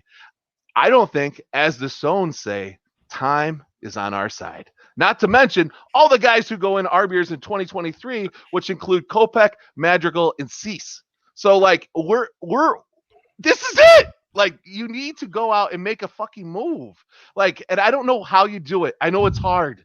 Okay, but we need a fucking bat. We need something. But I was like not floored because I know this is how people think. But it's like they're still like, oh man, this guy gonna turn into something. But their window is right now, and we need to fucking make it happen. We can't bank on somebody being good in 4 years. They just can't do it. We have to make fucking moves. So, what are your guys' expectations for the second half? Now that I just burped that all out. So one thing I like about what you said is that, like, you have the opportunity, you got to go for it now. And you see that out of the best teams, right? The best teams will make those fucking moves. They'll give away guys that you're like, oh, I can't believe they traded that guy. Guys that end up being good. This guy will go and be good on another team. And you're going to have to deal with that. But you can deal with it. You know why? You know why the Cubs fans don't give a shit that Gleyber Torres is good? Because they won a World Series. You're damn right. Those flags fly forever. Like, that's how we have to think about this. When someone tells me that Zach Collins is fucking unmovable, or that we can't trade Jared Kelly, or Garrett Crochet is untouchable. Like, no, they're not. Because all we have to look at is we have an opportunity this year to easily destroy our division if we make some moves. Or we can decide that we don't want to make any moves. We can let the pitching regress a little bit because the pitching has been out of its mind. Don't forget that the starting pitching has been incredible, and it can regress. If we become a 500 team in the second half of the season because we decide to do nothing, we're going to make it a race for no fucking reason at all with Cleveland, which is ridiculous. We should be stomping Cleveland into the fucking ground while Shane Bieber's hurt and their team is decimated. We should just stomp them in the ground. Yep. And, like, to not do that is just saying, like, we just don't care. We're just going to see what happens. And if we get there, great. We'll probably get to the playoffs, and that's a win. That's bullshit. How many of you motherfuckers were incensed when the story came out, true or not, about Jerry saying that like they just try and be in second place? Not making a move is that. Right. It's the same thing. That's You were mad about that. motherfucker. Not making a move is that. Saying Jarrett Kelly's untouchable. Saying you can't trade Andrew Dahlquist or Matthew Thompson. That is the same fucking thing. That's the exact same thing. You are Jerry if you're saying that those are the things. You're saying second place is good enough. Next year, let's do it. That's what you're saying. And so I'm with you, my sock summer. We gotta fucking go for this right now. This is the time to go for it. Think about this, everyone. We just listed off all these positions and said, "Oh, it's a C, it's a B plus, it's a C minus, whatever." Right? All kind of mediocre grades with the exception of starting pitching. Yep. There's not one of us. There's not fucking one of us listening or talking here that is not extremely excited about the Sox right now. Yes. The Sox are kicking ass and we're fucking loving it. Right. So why not? Why not think about this like a year that we could win the World Series and go balls out and win that fucking World Series? We've done it before and it was fucking awesome. Why would you think about 2025 right now instead of thinking about, holy shit, at the end of 2021, I could be celebrating a goddamn World Series victory? How are those two things allowed in your brain? I don't understand it. So my Sock Summer, I'm with you. I wish I could hug you right now. That's how much I love this. Virtual hugs, huh? Don't get chubbed up while you're doing that. What about you, Loaf? I want to put a little bow on this, and I'll be brief. And then I've got some questions for you guys about some things that have happened, and maybe some expectations as well. Just talk and then tease later. All right, okay. Talk and tease. So putting a bow on this, I put in an article very recently. Oh my! A lot of White Sox. I read a blog. Feel free to drink. A lot of White Sox fans use the phrase "don't mortgage the future." I prefer to not mortgage the present. All right. Right now is when we have the really fucking good team. And I know we emphasize these points really hard. And the reason why we do that is because we're out there listening a little bit to other people's podcasts. We're out there seeing what people are tweeting. And there's not enough emphasis put on a lot of this stuff. And so we're going to push it really fucking hard on our show so that you remember those are the assholes that said we should trade away all these motherfuckers. We don't think that the front office should be dumbasses doing this. We just think they should be aggressive and realize eyes on the prize, winning the titles right now. I push hard on Rick Hahn. You know why? I expect a lot out of him, okay? A lot of you out there are willing to call the guy a genius. They haven't done shit yet. I push hard because I want him to be the best. I want the White Sox to be the best. We go to the stadium every fucking game because we want this, right? We're here for this, right? To worry, like Tracy said, to worry about what Jared Kelly becomes in 2025, I don't give a fuck. We're trying to win right now while we got franchise players on this team. While we got the Tim Andersons and Yoel Moncadas and Lucas Giolito's in their prime, okay? While we have a one-year rental like Lance Lynn, you got to win right goddamn now. Forget what's going to happen next year. And I've seen people say there might not even be a season next year. And it's very possible. It might, I'd bet against that. I think there's a lot of money out there, and I'd be shocked if the players have the balls to not play. It's really in their court. And I give them credit if they don't. I give them credit if they tell the owners to fuck themselves. I'd be very pleased with that, even though I'd be missing baseball. But it's more just about we want this team to win and do it at whatever it costs, whatever prospects it costs. I know people try to throw I don't give a fuck whose fault it is. Let's just get this shit done. And to me, it's in Rick Hahn's plate. And it's about prospect capital, like Treasy mentioned. Let's go deal, baby. Let's go deal. Let's do something. I fucking love it. I had a guy say to me in my thread, and then my subsequent thread, where I was like, "Well, people are going to be real happy just winning this division," and I think that's total bullshit. I think that's crap. He says, "Yeah, well, look up north, and those are the guys that mortgage their future for a win now attitude, and look at position they're in now." And I was like. And another guy jumped in too, and I can't remember who it was. He made some very solid, good points also. But it's like they won their fucking division 3 years in a row. They went to the playoffs. They went to the NL Championship Series 2 years in a row. Three Years in a row. And they won the goddamn World Series. Like, they made 5 playoffs with that group. If that's not good enough for selling off Eloy and Cease, then fuck. I mean, I understand, but like, my God, like you have to look at this and say, that's where I want to be.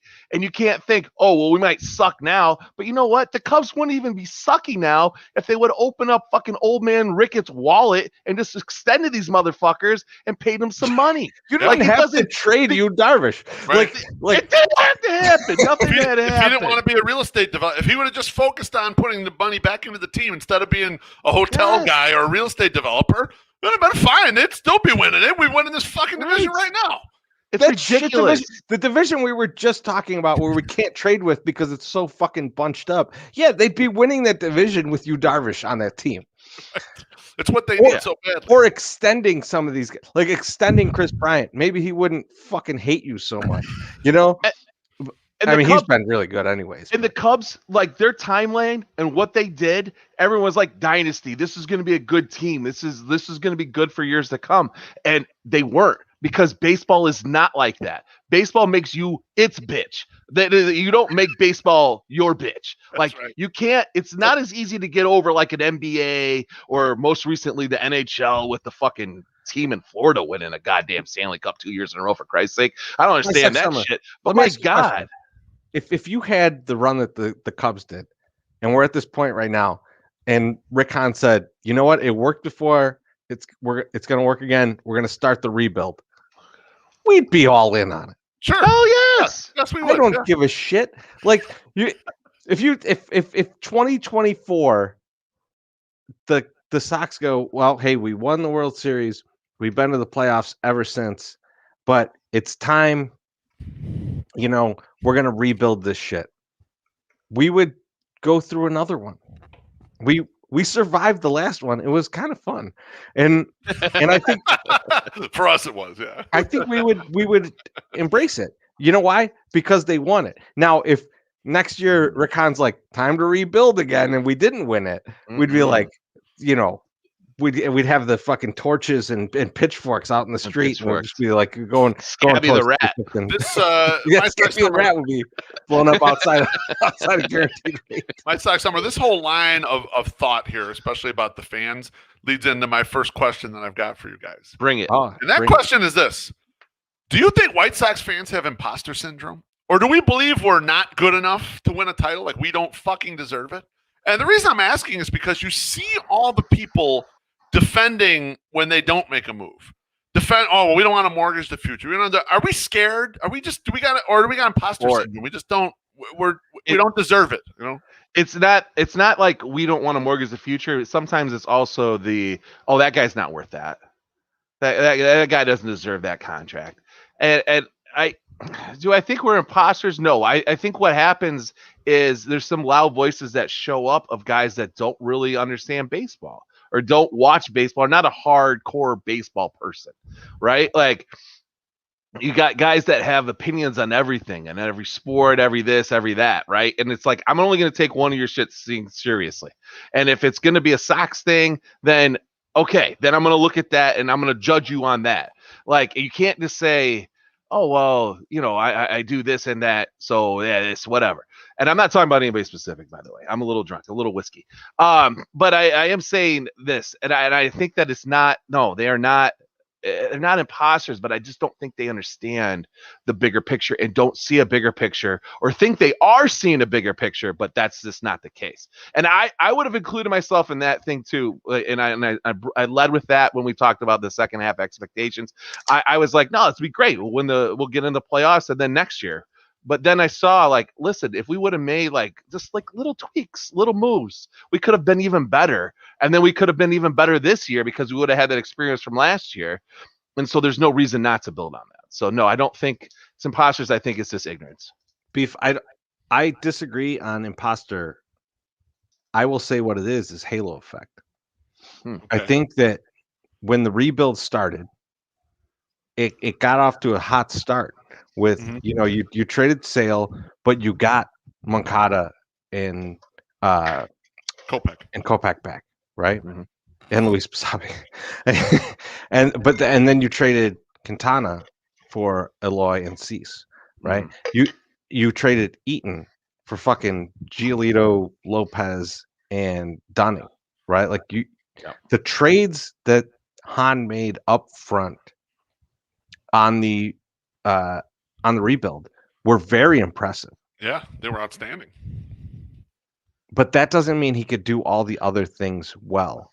However, people have kind of transferred that onto him and said they forget about the Shields trade.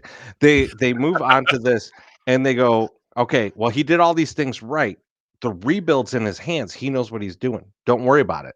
And so everything that he does has become it's the right move. And every bad move he's made somehow gets pushed off on Kenny Williams or on Jerry Reinsdorf, right? It's like so there's this halo effect where he can't do anything wrong. Like whatever he does is probably the right thing. And so people just agree with whatever Han's doing.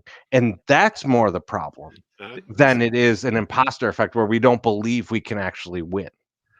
They should also look at the two of the trading partners, which they gave up probably the most in the Nationals and the Red Sox, and they both won a World Series because of those fucking trades, which is ridiculous. The Cubs are stupid, but they were trying. They were trying to make something happen. It didn't work there as well. But it's still like that. I mean, that's you mortgage your future, as everyone likes to say, and they still fucking won. So excellent. Question number 2. This is about fan behavior. Okay. The first half of the season, we saw an absolutely fucking ruckus crowd at Sox Park. Okay. Large into booze consumption, noise, and the extracurriculars, if you will. Do you expect the second half crowd to be even more rambunctious, i.e. fights, titties, cupworms, aka light PVC piping? Or do you think it's going to be a little more act like we've been here swag? A little loud and fun, but a little more controlled than it was in the first half? I can go first. Yeah, you go first. So, Beef, I think it's going to quickly change to playoff atmosphere as we start to stomp out the division. If we make moves and if we decide to stomp out the division, it's going to move to playoff atmosphere. I think we're going to get to the point in probably let's call it September, where every game is going to be not quite the equivalent, but at the level of the blackout game, where just people are just absolutely into every pitch and just we are crushing teams. Like that's where I see it going. If we make the moves, if we do this right, if we get to the point where we're like, this is the best team in this division, and we're going to spend the last month of the season kicking the shit out of all these mediocre teams, like people are going to be, no one's going to be doing the wave. People are going to, because you can't do the wave when people are standing the whole fucking game. And that's the atmosphere that I think we could get to. And that's the atmosphere that I want to see.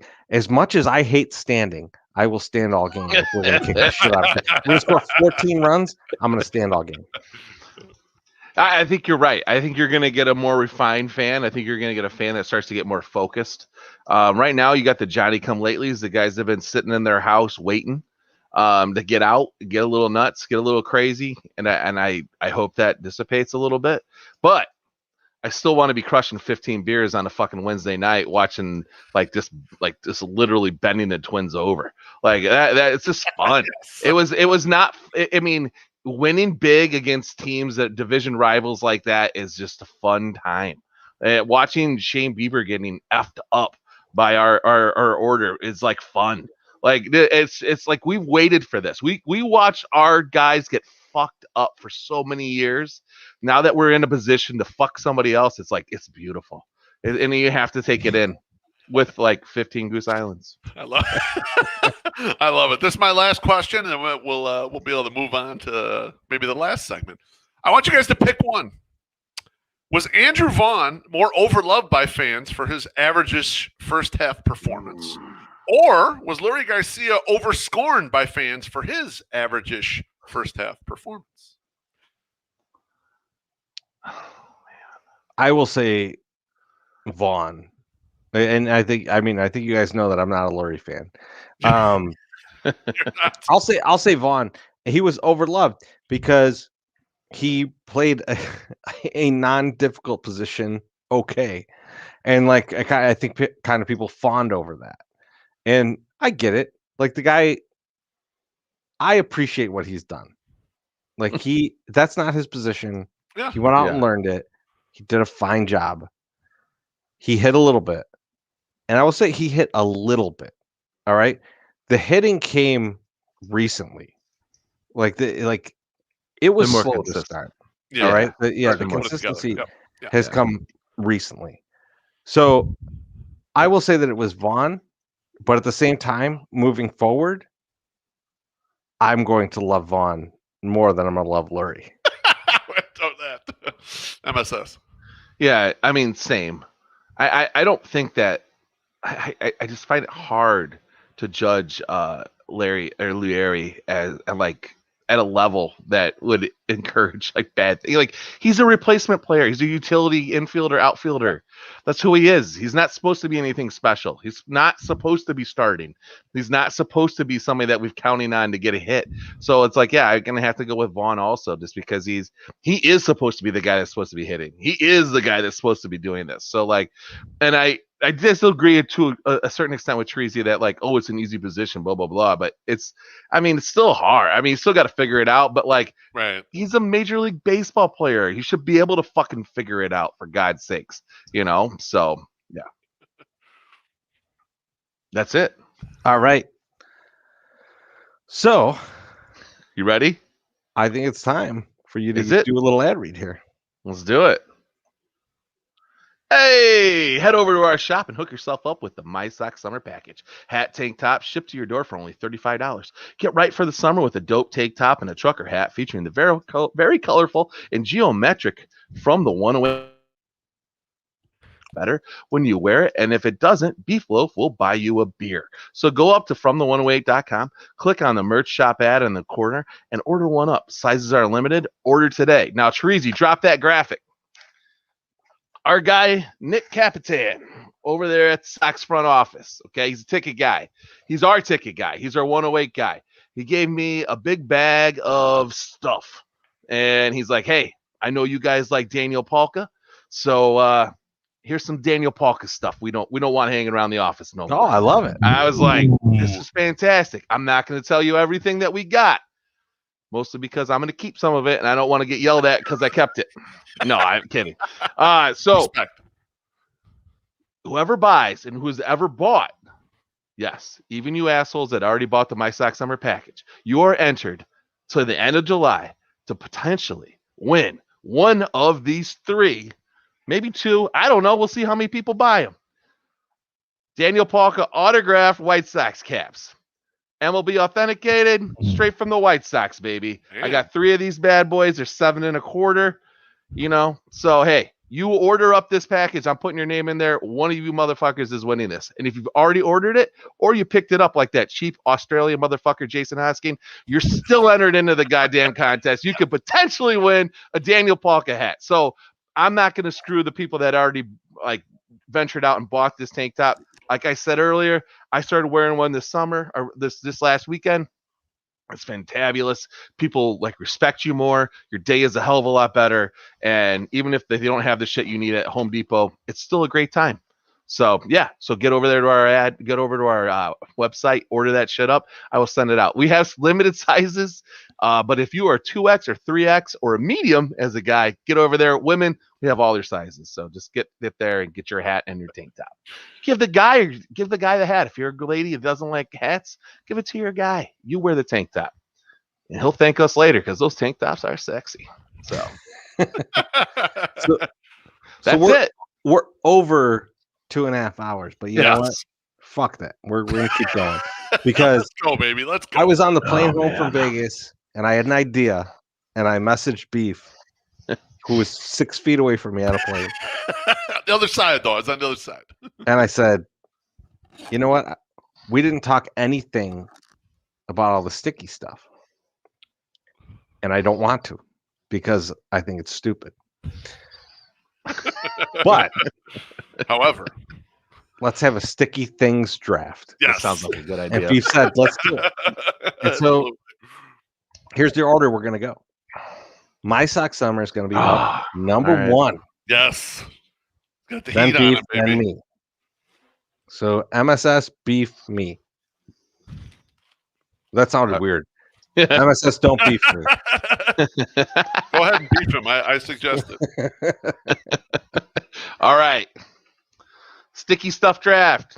This is a hard one, a hard thing to go number 1 with. But I'm going to do it. Well, now I don't feel it's a bad choice. I'm going to go number 1, super glue. Because anytime you get that shit stuck on your fingers or whatever, it's just like you're pulling them apart, right? So super glue to me seems to be the stickiest sticky stuff, that you find out, like, that's street legal, right? That you find great everywhere. Sticky stuff. I mean, Yeah. everyone has used it. Everyone has used it for something. Great for bobbleheads. The cheap shit from the dollar store works the best. That's what I can tell you. Beef. That's my number 101. Beef, what's number 2? Baby, I'm going to go a little more outside the box here. I'm going to go with car seats during the summer back in the 80s. When you were a kid, you not only would you get the fuck burned out of you by the car seat, you would be stuck to that motherfucker, even if you had to drive around the block, because no air conditioning. You got to roll the goddamn windows down. It's hot as hell. And your legs and ass cheeks are stuck to that fucking thing. Like you can't peeling that shit off. You're peeling, yeah. You gotta peel yourself out of there. And it's like when Treasy messaged me this, it was my first idea. I was like, if I go number 1, this is my fucking number 1 overall pick. It's the worst thing ever. It's good. It's a great pick. It is one of the stickiest things ever. Yep. Chorizo, you got to turn it around, baby. Turn it around. I'm feeling good because I got my number 1 and 2 overall still on the board. So you can take syrup and what else? And I think number 1 overall for me, this was going to be the number 1 overall pick because this is just probably the greatest sticky stuff of all time. Okay. Duct tape. Oh, duct tape fixes fucking everything, man. Like I can't think of something better that is sticky than duct tape. I put duct tape on all my shit. Like my whole house, one of the load-bearing walls in my house is all duct tape. All duct tape. How dare you? That fancy camo colored one, though. Oh yeah, that's the great thing now. Duct tape comes in many colors. Many colors, shapes, and sizes. What's number 2? What's your turnaround pick? Well, this one, I think this is going to hit close to home for you guys, and you're going to be disappointed you didn't take it. Oh shit! You're going to be like, oh shit! Of course, it's one of the most important things in our lives. Wally Money's hair gel. Oh, We lived the pandemic of the long-haired, flowing Wally Money. It just did not feel right. It was great flow. Yeah, great flow. But did you ever feel right? It always felt off. The first time I felt like nature was healing was when the most unnatural shit ever was Wally Money's beautifully, like his chrome his helmet hair, fucking Mexican helmet of hair was just, oh my goodness. So I'm going to take Wally Money's hair gel as my number 2. Wow, that's a good pick, man. I didn't have it on my list, but I wish I would have, man. I didn't either. I had Wally's bed sheets on my list, but not his hair stuff. Gross.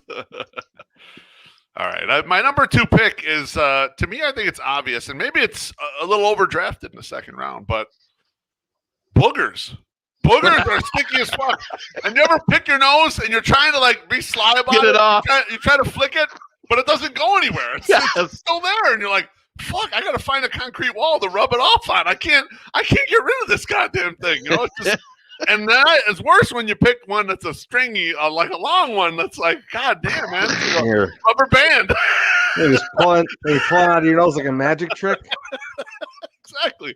I don't know if it's drafted too high, but I have to get in here and get boogers right now.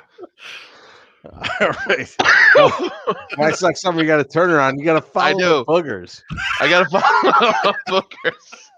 So these things are the stickiest fucking things I've ever been across, seen and had to use and try to negotiate. Like, laying them out at night, hoping for the best, and then trying not to get them stuck to my hand. And those are glue traps for mice and insects and animals. Oh, yeah. Dude, anytime you get your hand stuck on one of those things, trying to pull it off, if you forget about it, if it touches something else, you crumple that thing up and throw it away because it ain't coming straight again. You're never gonna lay it down. They're not terribly expensive, but I'll say this: if you have a rodent problem, get your ass some glue traps because those are the only thing that works. I got a bunch of humane traps. Tried to save some. Fuck that shit. No, you got to kill these motherfuckers. You got to get the trap that like snaps the neck because I tried because well no Beef, you think that's brutal, right?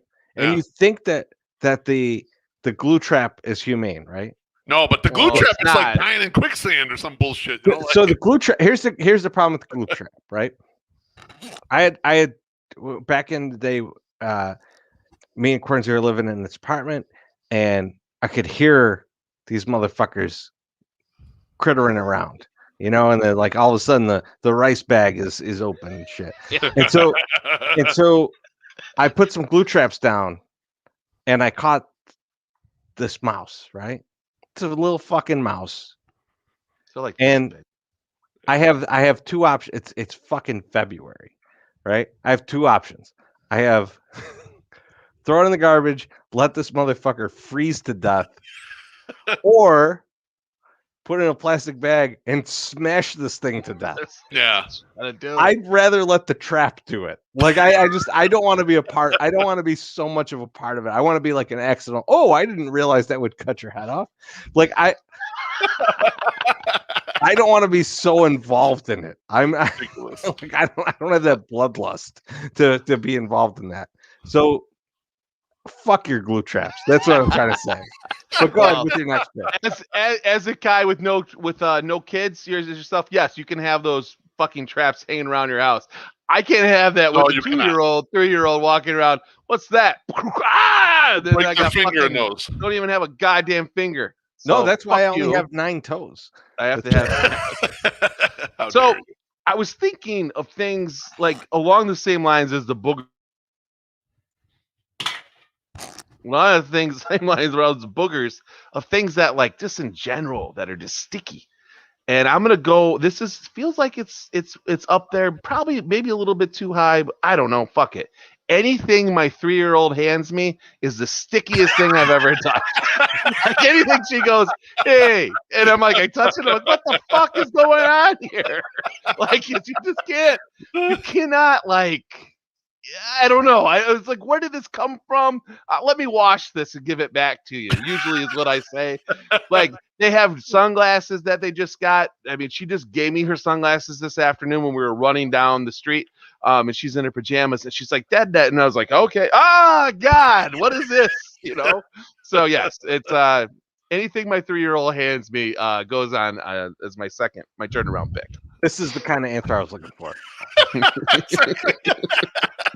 Incredible fucking answer right there. Loaf. All right. So I know you guys right? Is it loaf? Yeah, loaf, right? Yeah. I know you guys think I'm going for a certain demographic here, but I really do think this is one of the stickiest things on earth. And that is Werther's Original Candies. I'm not trying to go for the Gilf angle here. I just think Werther's Original. Yes, you are. Really fucking sticky. Those candies, you lick them fucking things once and stick it to your hand, it's never coming off.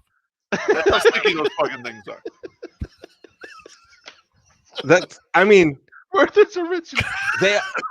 They are. I mean, they're like a butterscotch candy. Yeah. Candy. Oh, it makes me not want to take food. So I'm gonna try and go some non-food routes here. All right, good luck. So one of the things I looked up was stickiest weed. And so what I did, because I was like, okay, we're gonna do this draft, but I don't smoke a lot of weed, right? Like or much at all, allegedly anymore. Yeah. So I don't know the stickiest weeds.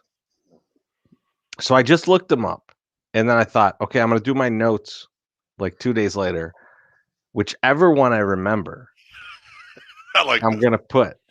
And there's a weed, and it's apparently sticky. Now, this is I've never encountered I would it. hope so. What's the point now? It's called Exodus cheese. Ooh, wow. I think I saw don't that know. band at the Wild Hair one time. Well, I've seen Exodus. It's a And Sabbath cover band. I did not eat any cheese from Exodus. Okay. Yeah. As good of a metal band as they are, if they offered me or if they sold cheese at the merch table, I wouldn't buy it. But I saw the name. I was like, Exodus cheese. That doesn't sound good at all. Like, why would you want whatever that is?